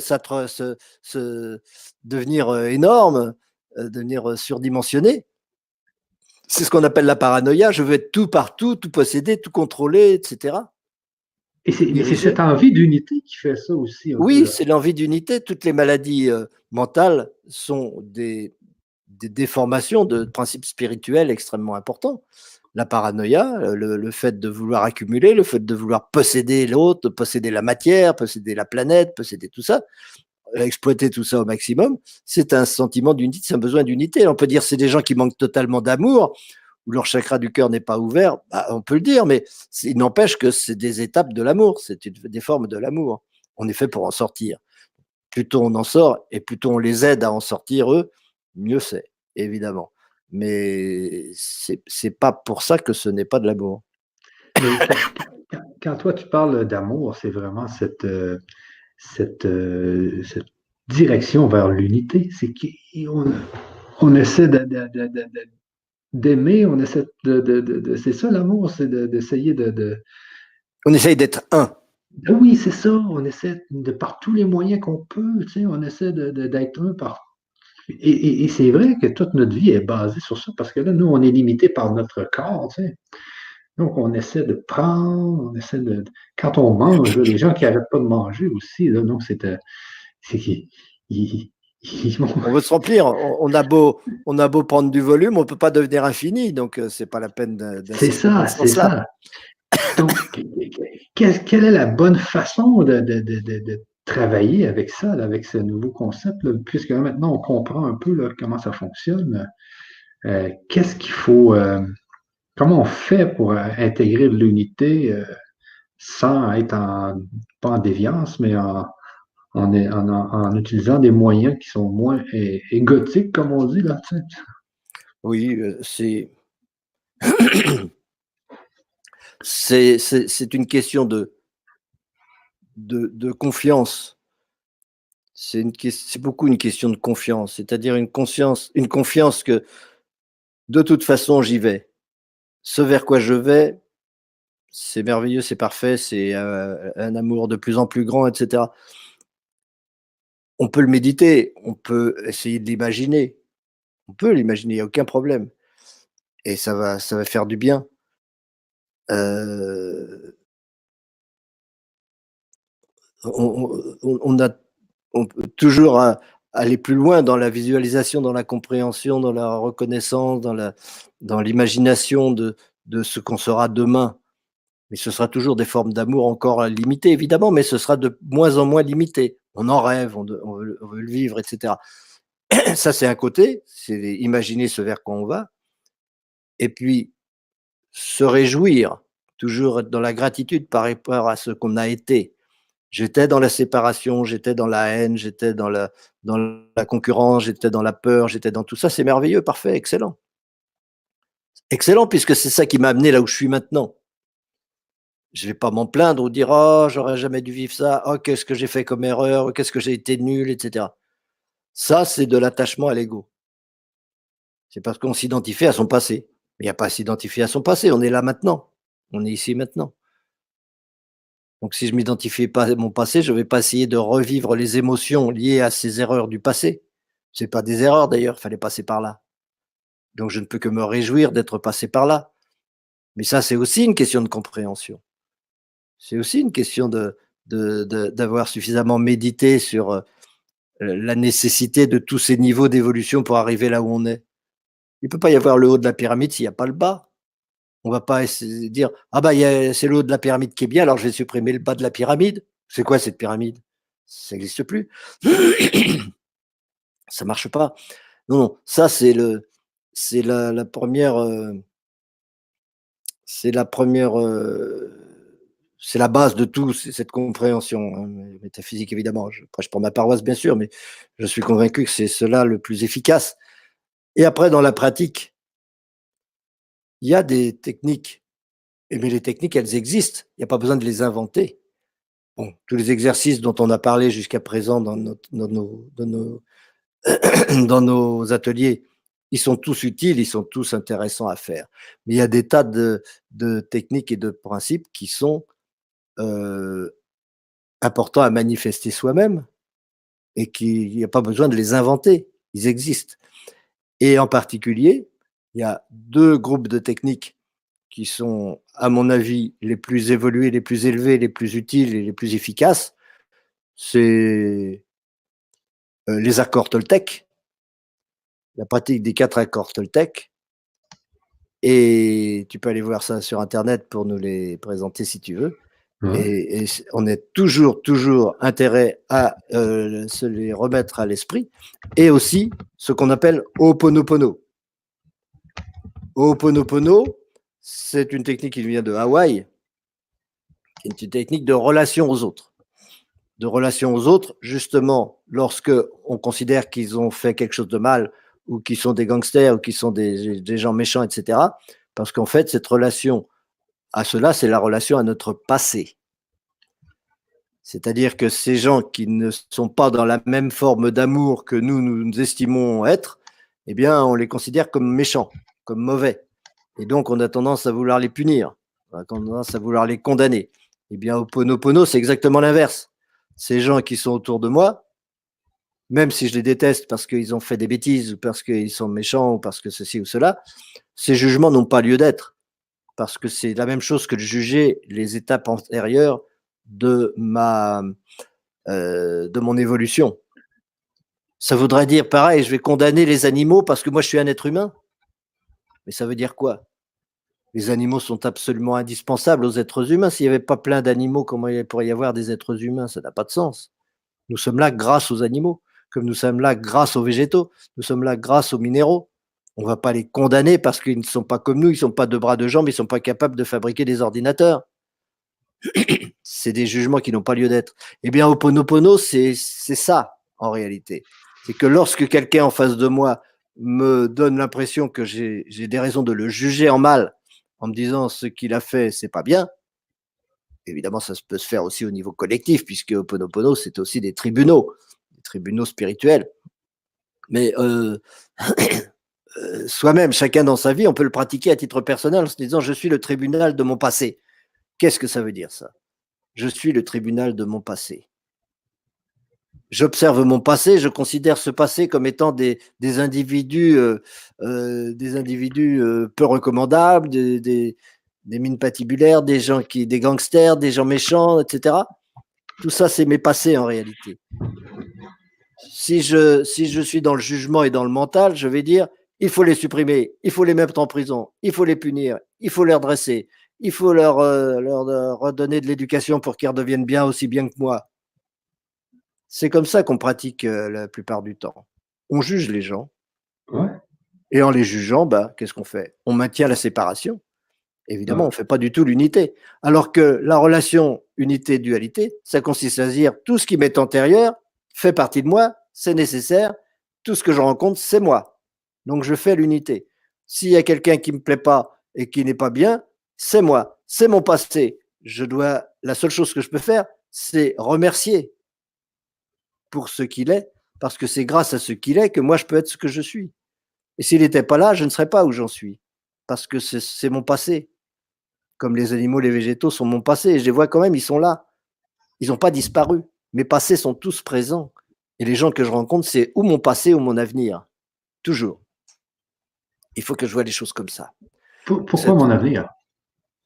Parce qu'il arrive qu'on rencontre des gens qui sont notre avenir. Et de toute façon, toute personne est toujours quelque part aussi notre avenir. Parce qu'on n'est pas monolithique.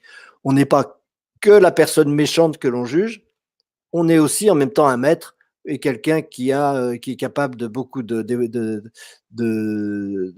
belles choses et de grandes choses et d'héroïsme et de tout ça, alors que nous, on n'en est peut-être pas encore capable.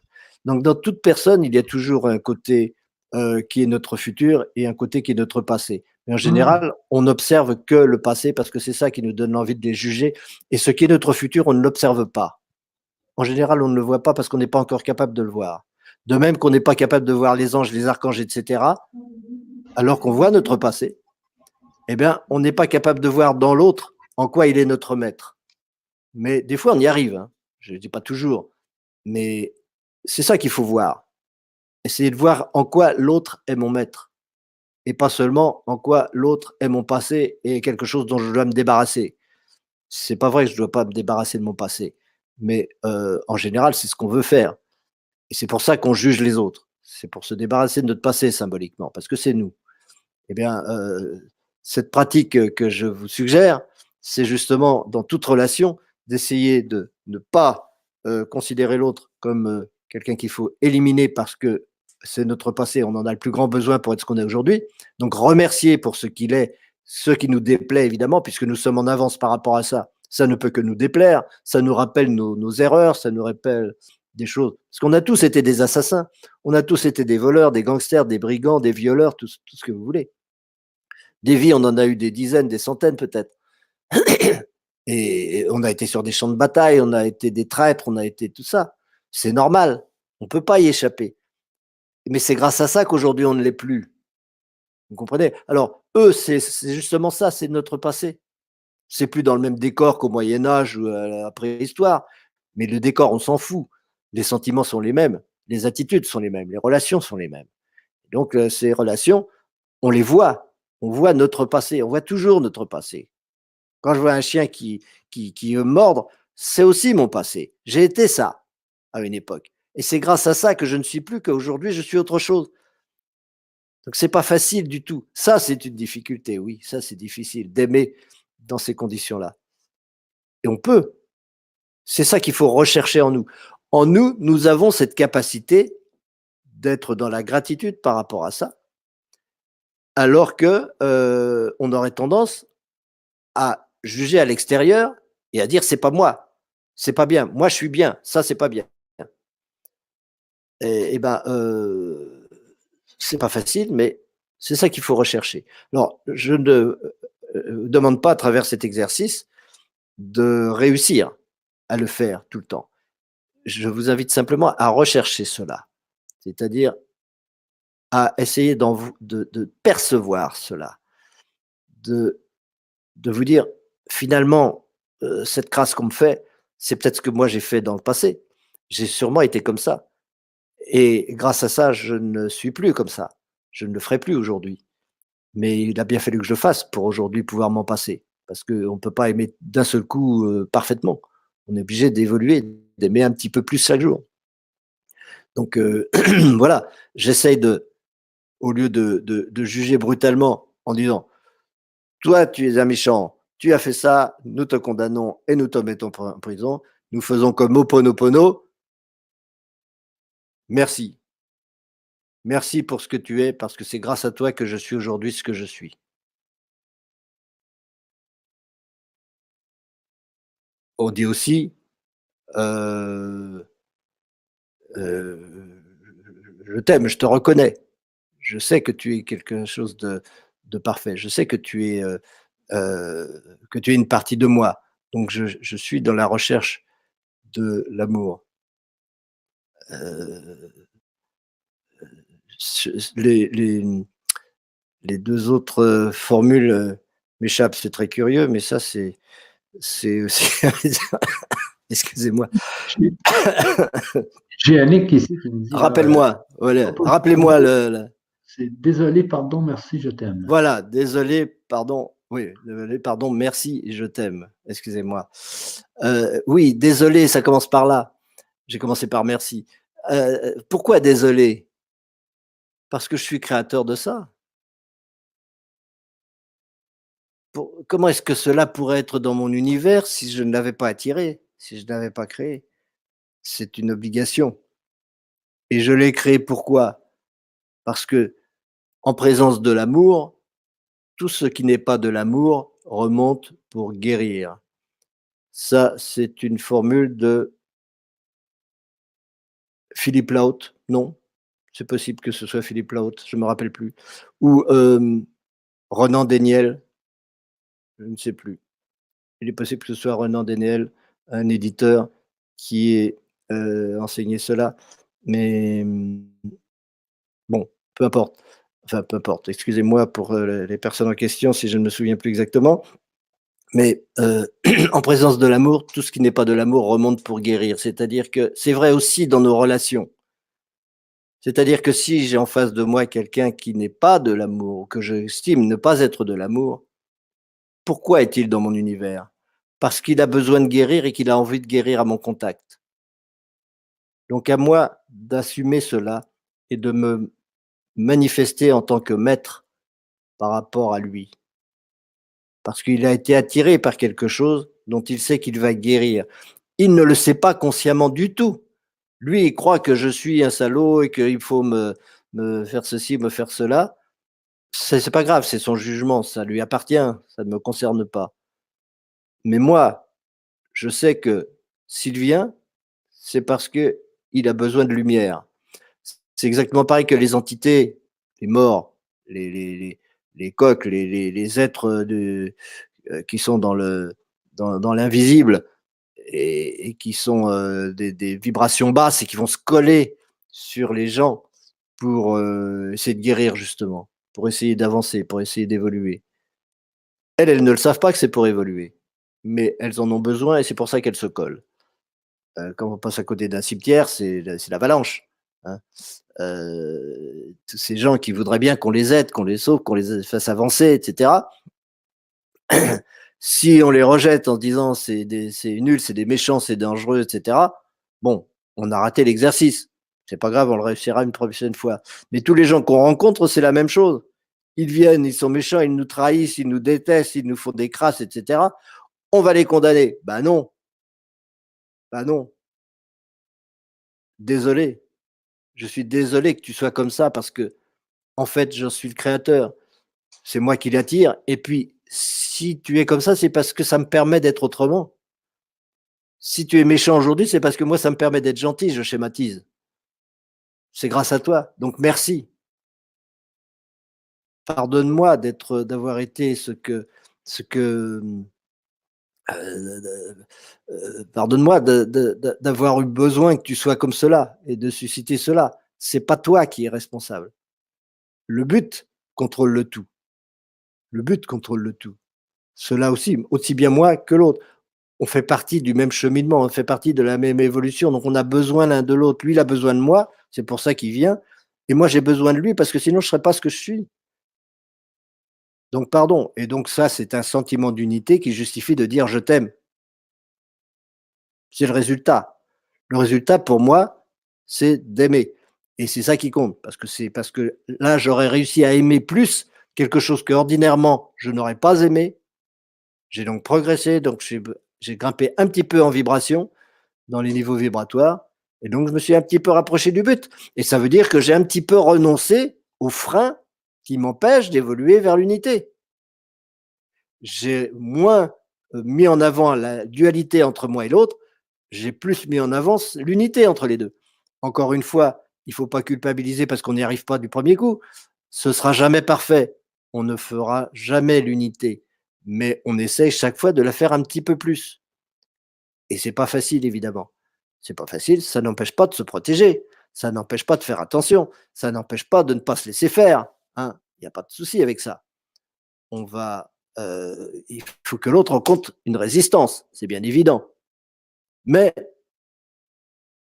il n'empêche qu'il n'y a pas de haine, il n'y a pas de volonté de vengeance, il n'y a pas tout ça. Et s'il n'y a déjà pas tout ça, c'est déjà beaucoup. Ça veut dire déjà qu'on a beaucoup compris, ça veut dire qu'on a beaucoup accepté et que ce sentiment d'unité, on l'a déjà beaucoup développé. Donc, Franck, ce que ça veut dire ici, c'est qu'avec Ho'oponopono, euh, on se défait un peu de la dualité, c'est-à-dire que s'il y a quelqu'un qui arrive nous voir, qui vient nous voir, et puis qu'on ne l'aime pas, que c'est une crasse, etc., eh bien, là, normalement, quand on voit cette personne arriver, on est en dualité, donc on se met en contre lui. Dans notre tête, on se dit c'est un mauvais, nanani, nanana. Mais si on veut aller vers l'unité d'une bonne façon, sans posséder, euh, aller d'une bonne façon vers l'unité, c'est d'utiliser l'Ho'oponopono, de dire désolé, OK, tu es quelqu'un qui m'a fait des crasses, etc., mais désolé, ça vient de moi, t'étais mon passé, dans le fond. T'étais ici pour m'aider. Donc, désolé, pardon, je te pardonne. Et ça, on fait ça dans notre tête, j'imagine, là. Ah bah oui, bien sûr. Mais bon, si on l'exprime, pourquoi pas? Il y a toujours, ça doit se manifester d'une façon ou d'une autre. Mais oui, c'est avant tout dans notre tête, ouais. Oui, oui. Puis ensuite, on dit merci, tu es là pour m'aider à évoluer. Je t'aime, et en disant le je t'aime à quelqu'un avec qui on était en grosse dualité, eh bien là, on s'en va vers l'unité parce que là, on vient de faire un pas vers l'unité et c'est une bonne façon d'aller vers l'unité au Oui, lieu d'essayer de tout posséder, de manger tout. oui, Donc, voilà l'exercice qu'on peut donner cette semaine. oui, absolument. C'est très concret, c'est très simple, c'est très compréhensible, c'est très progressif. Faut pas essayer d'être parfait tout de suite, mais c'est garder ça à l'esprit et essayer de l'appliquer le plus possible. On a 10 raisons par jour de le mettre en pratique. Donc, moi, j'estime que cette philosophie-là est ce qu'il y a de plus élevé sur la planète à l'heure actuelle, mais on retrouve l'équivalent dans beaucoup de civilisations. Mais il n'empêche que c'est les Hawaïens qui ont quand même formulé ça de la façon la plus simple, la plus claire, la plus intéressante. Pour moi, ça, c'est une religion parfaite. Alors, il y a un autre aspect par rapport à ça aussi, c'est que on dit, on remercie, on demande pardon, etc. Parce qu'on considère que c'est notre passé, c'est vrai, mais il y a aussi toujours dans la personne en question quelque chose qui est notre futur. Mais ça, en général, on l'ignore et on ne veut pas le voir.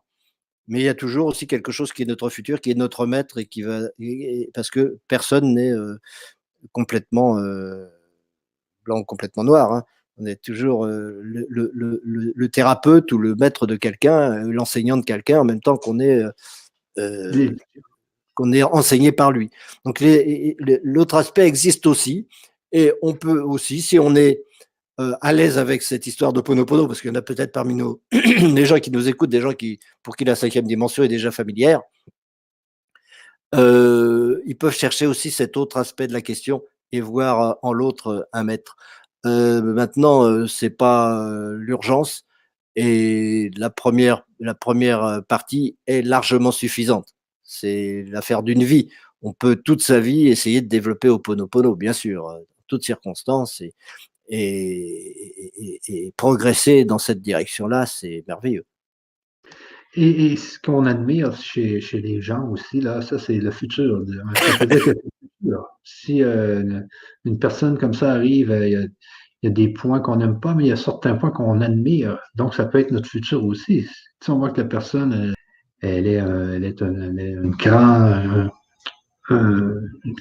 personne qui fait des sports, qui fait des sports ultra des grands sports, là, je ne sais pas comment dire. Donc, on peut se dire, c'est mon futur parce que moi, j'aimerais ça aller faire la même chose qu'elle. Oui, Et non, je olympique, parle c'est olympique que je veux. pour le sport, mais c'est pas ça peut être un enseignement au sens du dépassement de soi. Il y a des Je choses pense pas de ça. à faire. Bon, quelqu'un, c'est vrai, prenons un exemple simple, quelqu'un qui escalade votre balcon pour aller vous piquer dans vos tiroirs vos bijoux de famille. euh, Vous pouvez lui tirer dessus avec un fusil et ou appeler la police, autre chose, bien sûr. Vous pouvez aussi lui dire pardon, merci, je t'aime, etc. Mais vous pouvez aussi vous dire, effectivement, moi, est-ce que j'aurais le courage de le faire? Ah Est-ce oui, que je serais capable d'escalader un mur et de faire ça? Non, je suis plus poltron que ça, hein, j'ai plus peur que ça. Donc finalement, je vois aussi dans cette personne un maître. Tu vois ce que je veux dire? C'est oui, un oui, je vois ce exemple. que oui, oui, oui, oui. Donc ça, c'est un peu quand tu dis voir le futur chez quelqu'un, c'est un peu ça. Donc la personne qui escalade et puis qui vient de voler tes bijoux et tout ça, mais quand même, elle a eu l'audace de faire ça. Donc toi, tu n'aurais jamais eu cette audace. C'est dans le fond. OK. Sur On le voit pas ce, en général, hein, on le voit pas, on oui, ne oui, voit mais que bon, c'est juste un c'est exemple pour essayer de comprendre ça, là. J'ai des questions, Franck. On va essayer mmh. de faire nos questions. Ici, là, j'ai Bernadette là, qui me dit ici, on n'a pas Facebook, mais pour l'instant, on a juste ce groupe-là sur Facebook. Mais si on voit que mais essayez de vous prendre peut-être Messenger. Si vous avez Messenger, on peut peut-être faire un groupe sur Messenger au lieu de Facebook. Alors, à voir Bernadette. Sinon, on pourrait essayer de faire des groupes sur d'autres plateformes au pire, là. Donc, on va voir l'évolution de ça. Ensuite, j'ai des questions. Ouais. Ah oui, ici, là, j'ai une question de Annick qui me dit, tu disais, Franck, dans les tableaux, que plus on évolue, moins on est nombreux. Et je n'ai pas encore bien compris le concept. Ah, bon, je vais voir si je peux ressortir ça, ce sera plus facile.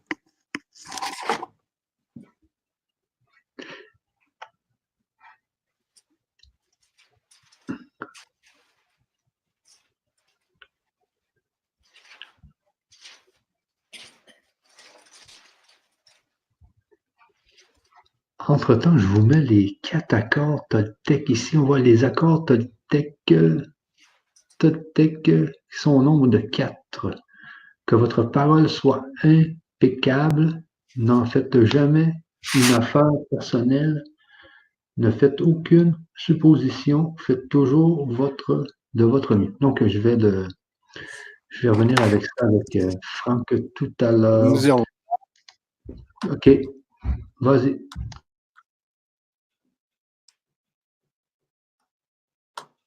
C'est bon, je vois bien ton tableau. Tu peux peut-être le tasser un peu plus vers encore. voilà, voilà. On voit bien, là. On voit bien Euh, je vais te mettre en plein écran, voir. C'est ça. bon. Voilà, oui, Bon. oui. Bah oui. Alors, on m'entend toujours, ça va, il y a rien de Oui, ça oui, je va, t'entends bien, je t'entends bien. la réception? Oui, donc plus on évolue, moins on est nombreux.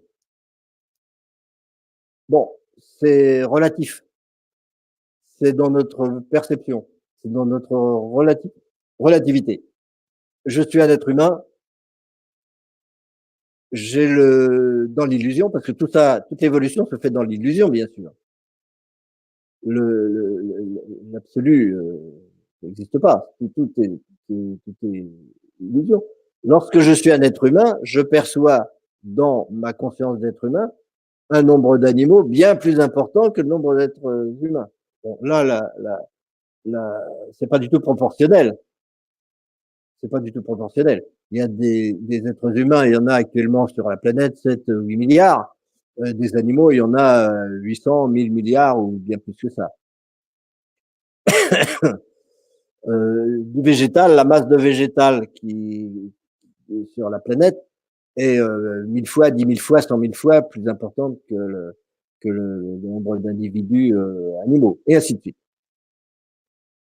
Euh, c'est parce qu'il faut beaucoup de l'un pour faire l'autre. Il faut beaucoup de passé pour faire un petit peu d'avenir. Parce que c'est une concentration. Et c'est une concentration pourquoi? Parce qu'on parle de la division absolue, la division en tout point de l'infini. L'infini est un seul point, mais c'est un point infini. Et donc, en fait, c'est une multitude de points, une infinité de points. Et une infinité, c'est beaucoup plus encore que des animaux, des végétaux. Hein. Donc, on part de la division absolue de la conscience vers l'unité absolue de la conscience. On essaie Donc, d'être. on va vers un. De toute façon, c'est pour ça qu'on est toujours de moins en moins, vu qu'on va vers un. On ne peut pas aller vers un en étant toujours le même nombre. Mais c'est toujours dans la conscience, donc dans l'illusion, cela dit. Parce qu'en réalité, qui peut dire combien il y a d'animaux, qui peut dire combien il y a d'êtres humains? Des êtres humains, il y en a dans tout l'univers et il y en a une infinité, comme il y a potentiellement, comme il y a une infinité de particules atomiques. Il n'y a pas en réalité de nombre. C'est pas vrai, c'est pas, mais dans la relativité, dans l'apparence, oui. Dans l'apparence, on a toujours l'impression d'être de moins en moins nombreux au fur et à mesure qu'on évolue. D'ailleurs, vous vous en rendez compte aussi, et je sais pas, c'est Mariana ou Annick qui posait la question. Euh, on n'a pas de plus en plus d'amis au fur et à mesure qu'on évolue. Il y a de moins en moins de gens avec lesquels on a la possibilité de communiquer. C'est Vous vrai. remarquez ça aussi. Des gens qui comprennent ce que vous voulez dire quand vous dites que vous avez des préoccupations spirituelles ou que vous faites de la métaphysique ou des choses comme ça, ben, il y en a certainement beaucoup moins aujourd'hui qu'il n'y avait de gens avec qui vous pouviez parler chiffon ou cuisine il y a 10 ans. C'est pas pareil. C'est simplement parce que plus on évolue, moins on est nombreux. Et c'est normal. C'est pas de l'orgueil que de dire ça, c'est pas de la prétention que de dire ça. De toute façon, c'est dans l'illusion. Il y a pas de nombre.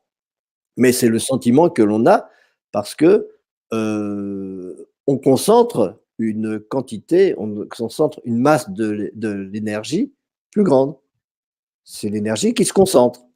C'est l'énergie qui est, moins dispersée.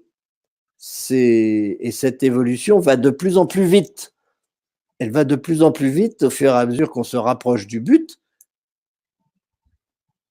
parce que l'intensité de l'attraction augmente avec le rapprochement, hein. Et on retrouve ça dans la loi de Coulomb avec le magnétisme. 2 fois moins de distance, 4 fois plus d'attraction, encore 2 fois moins de distance, encore 4 fois plus d'attraction. Et plus je me rapproche, plus l'attraction est grande et donc plus la vitesse de l'énergie est rapide. Donc la vitesse de l'énergie est de plus en plus grande au fur et à mesure que j'évolue. Notre vitesse de l'énergie en tant qu'être humain est beaucoup plus grande que celle des animaux, celle des végétaux, etc. C'est-à-dire que nous sommes capables d'intégrer, d'évoluer, de changer beaucoup plus vite que ne le font les êtres qui nous précèdent. Un minéral, c'est très très lent à évoluer. Il faut des milliards d'années pour qu'il prenne conscience de quoi que ce soit. Il ne prend pas de conscience de grand-chose finalement, mais il finit par s'apercevoir qu'il y a une possibilité d'évolution. Les êtres humains, ça va très très vite. Mais les anges, les archanges, ça va 1000 fois plus vite, au point qu'on n'a pas le temps de les voir. Ouais. Et là, puisque nous, on est quand même au-dessus de beaucoup de catégories, ça veut dire que notre chemin vers l'unité est beaucoup plus proche que les animaux. Donc, Oui, on a fait plus d'unités qu'eux, là. oui, oui. Non, mais c'est clair qu'on est beaucoup plus dans le on concentre en nous beaucoup plus d'informations, on peut dire cela comme ça, c'est le mot à la mode, l'information. Ah oui, plus, on concentre plus d'informations. Information que les êtres qui nous précèdent. Donc on est plus proche de l'infini, c'est ça. Parce OK. que les apparences, on s'en fout, les planètes, tout ça, c'est de l'apparence. Mais ce qui compte, c'est l'information qui s'y trouve. La personne au début qui nous disait, quand on va s'incarner, on est passé par les étapes des planètes, et cetera, les unes après les autres pour et ben, c'est de l'information qu'on intègre à chaque fois.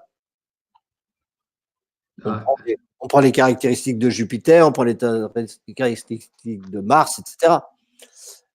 On en a parce qu'on en a besoin. En réalité, on ne les acquiert pas, on se les remémore parce qu'on les a déjà acquises dans d'autres vies, bien sûr, 50 000 fois. Mais on repasse par ces étapes-là, de même que quand on est, on repasse par les étapes du minéral, du végétal, de l'animal. On est un poisson avant de naître, et puis on devient un fœtus, et puis on devient un être humain. OK. Et c'est la même chose. On repasse par toutes ces mémoires. Chaque fois qu'on recommence le cycle, on se remémore toutes les étapes par lesquelles on est passé, ce qui prouve bien qu'on est passé par ces étapes d'ailleurs, et qu'on en a besoin pour être ce qu'on est. Je ne pourrais pas être ce que je suis si je n'avais pas été poisson avant. Si je n'avais pas été capable de vivre sous l'eau et de respirer avec des branchies, je ne pourrais pas être un humain maintenant qui respire sans branchies, dans l'air, sur la planète. C'est pas possible. Donc cela, je le contiens. Je l'ai intégré et donc je suis beaucoup plus infini, évidemment, que le poisson qui, lui, n'a pas encore intégré ce que moi j'ai intégré. Je suis capable de conduire une voiture, le poisson, il n'est pas capable de conduire une voiture. Enfin, il y en a qui disent que je ne suis pas capable de conduire une voiture, mais c'est une autre histoire. Mais Franck, c'est que on est plus proche de l'unité que les poissons. Ça, c'est sûr. Oui, évidemment, mais dire qu'on est plus proche de l'unité est une façon de parler aussi, parce que en réalité, dans l'évolution, on est toujours au milieu, parce que Ah oui. l'infini, on est toujours au centre. Donc il y a toujours une infinité potentielle d'étapes à parcourir avant d'arriver au but que ce qu'on a parcouru avant pour arriver là où on est. Hein. Il n'y a pas de, il y a pas vraiment de distance dans l'infini. On ne peut pas dire que on est toujours au milieu en réalité. Bon, là, on met l'homme comme au milieu, comme médiateur, parce que avant lui, c'est l'évolution physique extérieure et après lui, c'est l'évolution intérieure, spirituelle. Mais autrement, toutes les étapes, on croit qu'on est au milieu. Un végétal, il se croit au centre de l'univers. Pas vraiment. Il ne se croit pas vraiment au centre de l'univers. On s'y sent vraiment quand on est un être humain. Mais le principe de conscience est quand même toujours là. Et quel temps s'est-il parcouru depuis le moment où on était des points? Mais il n'y a pas de distance, il n'y a pas de temps. Ça existe encore, c'est maintenant. Maintenant, nous sommes la conscience à chaque instant, à chaque point. De même qu'à chaque instant, nous sommes des particules atomiques, en même temps, nous sommes des atomes, en même temps, nous sommes des molécules, en même temps, nous sommes des planètes, en même temps, nous sommes des animaux. Nous sommes tout ça en même temps. Et à tout moment, là où nous sommes toujours au centre de l'infini. On ne peut pas faire autrement que d'être au centre de l'infini. Ouais. On, OK. et donc, dire qu'on est plus proche de l'unité, de toute façon, on peut dire que relativement, on est plus proche de l'unité parce on a plus de richesse dans nos capacités de manifester de l'amour qu'auparavant, sans doute. Mais comme il y a une infinité encore de possibilités à découvrir, c'est difficile de dire ça. C'est difficile. Dans l'absolu, c'est pas du tout le cas, en réalité. On est toujours au centre de l'infini quand même. Voilà, voilà. OK, désolé. C'est bien. Hey, j'ai une autre question, une dernière de Bernadette ici. Donc, on peut dire que le but, c'est Dieu et le soi avec l'ego est seul responsable et créateur. On peut le dire absolument. Dieu n'est pas l'origine de l'univers, il en est le but. J'ai bien dit, il n'est pas l'origine de l'univers. J'ai pas dit qu'il n'en était pas le créateur. Ce qu'on peut appeler Dieu, c'est le but. Et donc, cela est créateur parce que ça là est la source d'énergie qui nous tire en avant et qui nous fait avancer, qui nous fait évoluer. Donc, c'est bien le créateur.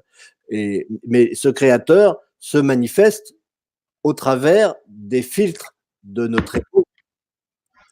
C'est-à-dire que, en tant qu'ego, je vais manifester dans mon univers certaines choses et non pas certaines autres. Pourquoi? Parce que l'énergie qui passe, qui se manifeste sous cette forme-là, elle est limitée, elle est délimitée sous certaines formes et elle ne peut pas produire d'autres formes que celles qu'elle va produire. Donc je suis un filtre. En tant que niveau vibratoire, je suis un filtre qui va manifester un certain univers extérieur. Et c'est vrai pour tous les niveaux vibratoires. Et donc, pour chaque ego, on a un univers personnel qui est bien défini et dont on est totalement responsable.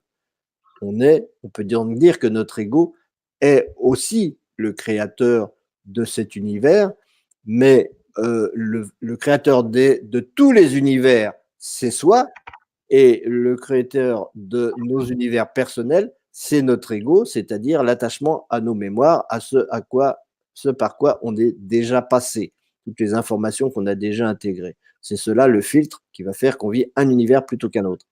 Mais il faut distinguer le fait de créer le principe créateur, c'est-à-dire la conscience qui crée l'ensemble de tous les univers possibles, et mon univers personnel dont je suis responsable en tant que personne parce que ce sont mes besoins spirituels et je suis comptable de mes besoins spirituels. C'est moi qui fais que j'ai tel besoin spirituel ou tel autre besoin spirituel en fonction du niveau d'amour que je suis capable de manifester à un moment donné. Et donc, c'est pour ça que chaque fois que je vous encourage à pratiquer Ho'oponopono ou à être plus dans l'amour, ça vous rend plus créateur, volontaire, conscient de votre univers, plus responsable parce que vous devenez maître de vos besoins spirituels petit à petit, en étant conscient du processus par lequel se définissent mes besoins spirituels. Et donc, le processus par lequel je me place sur un certain destin ou sur un autre destin, sur certains événements qui vont m'arriver ou d'autres événements qui vont m'arriver en fonction de ces besoins spirituels.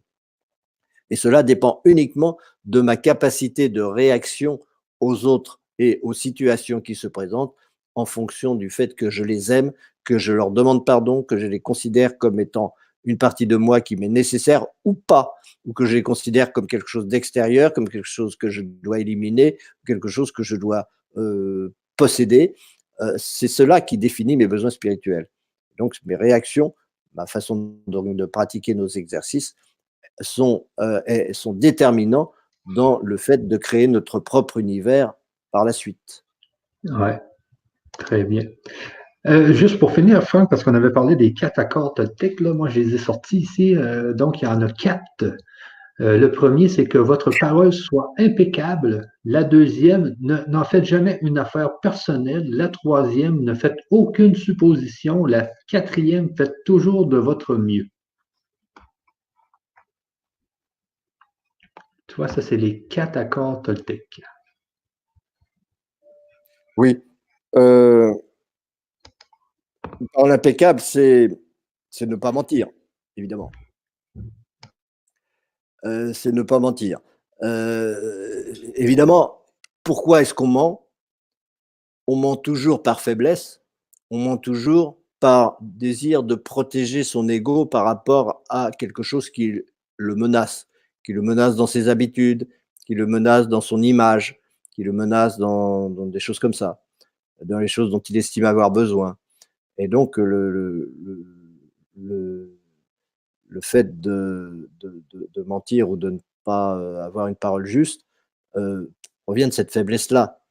Donc le fait de s'identifier à l'ego et donc de cher d'être, de pas être, le soi quoi, de pas être dans l'unité évidemment. Heu, ne jamais faire une affaire personnelle des choses, bon, c'est pareil, c'est ne pas s'identifier à l'ego. Quand on s'identifie à l'ego, on est susceptible, on cherche à on veut on prend tout pour soi, on dit, on a l'impression d'être menacé ou d'être insulté ou et cetera. C'est aussi, parce qu'on s'identifie à l'ego et qu'on cherche à le défendre. Ne faire aucune supposition, ne faire aucune interprétation, c'est laisser les choses être sans vouloir, sans chercher à à se dire: «Ah bah, c'est pour ça, c'est ça son intention, c'est ça qu'il voulait, c'est ça qui s'est passé en réalité». Parce que tout cela aussi, c'est les filtres de notre ego qui va le faire, donc il faut essayer de se libérer de ça et ne faire, et faire toujours de son mieux, ça c'est facile à comprendre aussi. Donc ça, c'est des principes extrêmement simples, extrêmement, que tout le monde peut mettre en pratique le mieux possible, se rappeler de ça et et c'est plus simple, c'est plus simpliste même que Ho'oponopono, qui est une exigence spirituelle très élevée et plus difficile à mettre en œuvre. Alors que les accords Toltec, c'est un point de départ, c'est un marchepied très précieux pour, progresser. OK, sur ça, Franck, ça va prendre fin. Alors, je vous remets le Ponopono ici. Là. Désolé, pardon, merci, je t'aime. Donc, cette semaine, on essaie pour les 2 prochaines semaines, on essaie de faire ça du mieux qu'on peut pour Oui, aller vers l'unité le plus possible. Ça va être ça l'important. mais en comprenant ce que ça veut dire vraiment. Oui, oui, oui. Pas Puis, pas on peut s'excuser de ce qu'on regrette à l'extérieur, pourquoi on peut demander pardon parce qu'on est créateur de ça, pourquoi on dit merci parce qu'on a besoin de ça en réalité pour être ce qu'on est, et pourquoi tout cela se conclut par le fait que si on est désolé, si on est capable dans la gratitude par rapport à tout ça, c'est de l'amour, c'est de l'intégration, c'est parce que tout ça, c'est soi, ça fait partie de soi, et donc on est bien autre chose que l'ego, parce que si on n'est que l'ego, alors il n'y a pas possibilité de dire tout ça. Exactement. L'ego, bah, les accords Toltec, ça peut aider. Donc, sur ça, les amis, on va vous laisser. Et puis, on se revoit dans 2 semaines. Mais n'oubliez pas la conférence de lundi à 20h. Et Yes, sur ça, Franck, je te laisse le dernier mot. yes. Donc, c'est à partir de le prochain atelier, c'est le 27, c'est ça? Le 26 ou le 27? Je ne me souviens plus. Donc, ce sera un atelier. Ce sera C'est le 27. c'est le 27. C'est là qu'on va intercaler les 8 ateliers sur la mort, et donc on reprendra le reste après. Si ça ne, je pense que personne n'y verra d'inconvénient. Normalement, l'atelier sur la mort, c'était le 15, le numéro 15, le défi de la mort. Eh bien, ce défi de la mort va être divisé en 8 parce que c'est quand même très, très important et très décisif pour l'évolution de l'humanité dans la période actuelle. Et donc, ce sera un plaisir de vous faire ce cadeau supplémentaire et de vous retrouver et d'essayer de progresser avec vous dans cette recherche de l'unité. Voilà. Il n'y a pas d'unité sans dualité. Si nous sommes séparés, c'est pour pouvoir nous aimer. N'oubliez jamais ça. Exactement. Merci Michel. Merci, Franck. Merci à tout le monde d'avoir été là. On se reprend le 27 et on vous attend lundi à 20h pour cette conférence sur la mort, les amis. Vous allez adorer, c'est sûr. À plus tout le monde. Bye bye.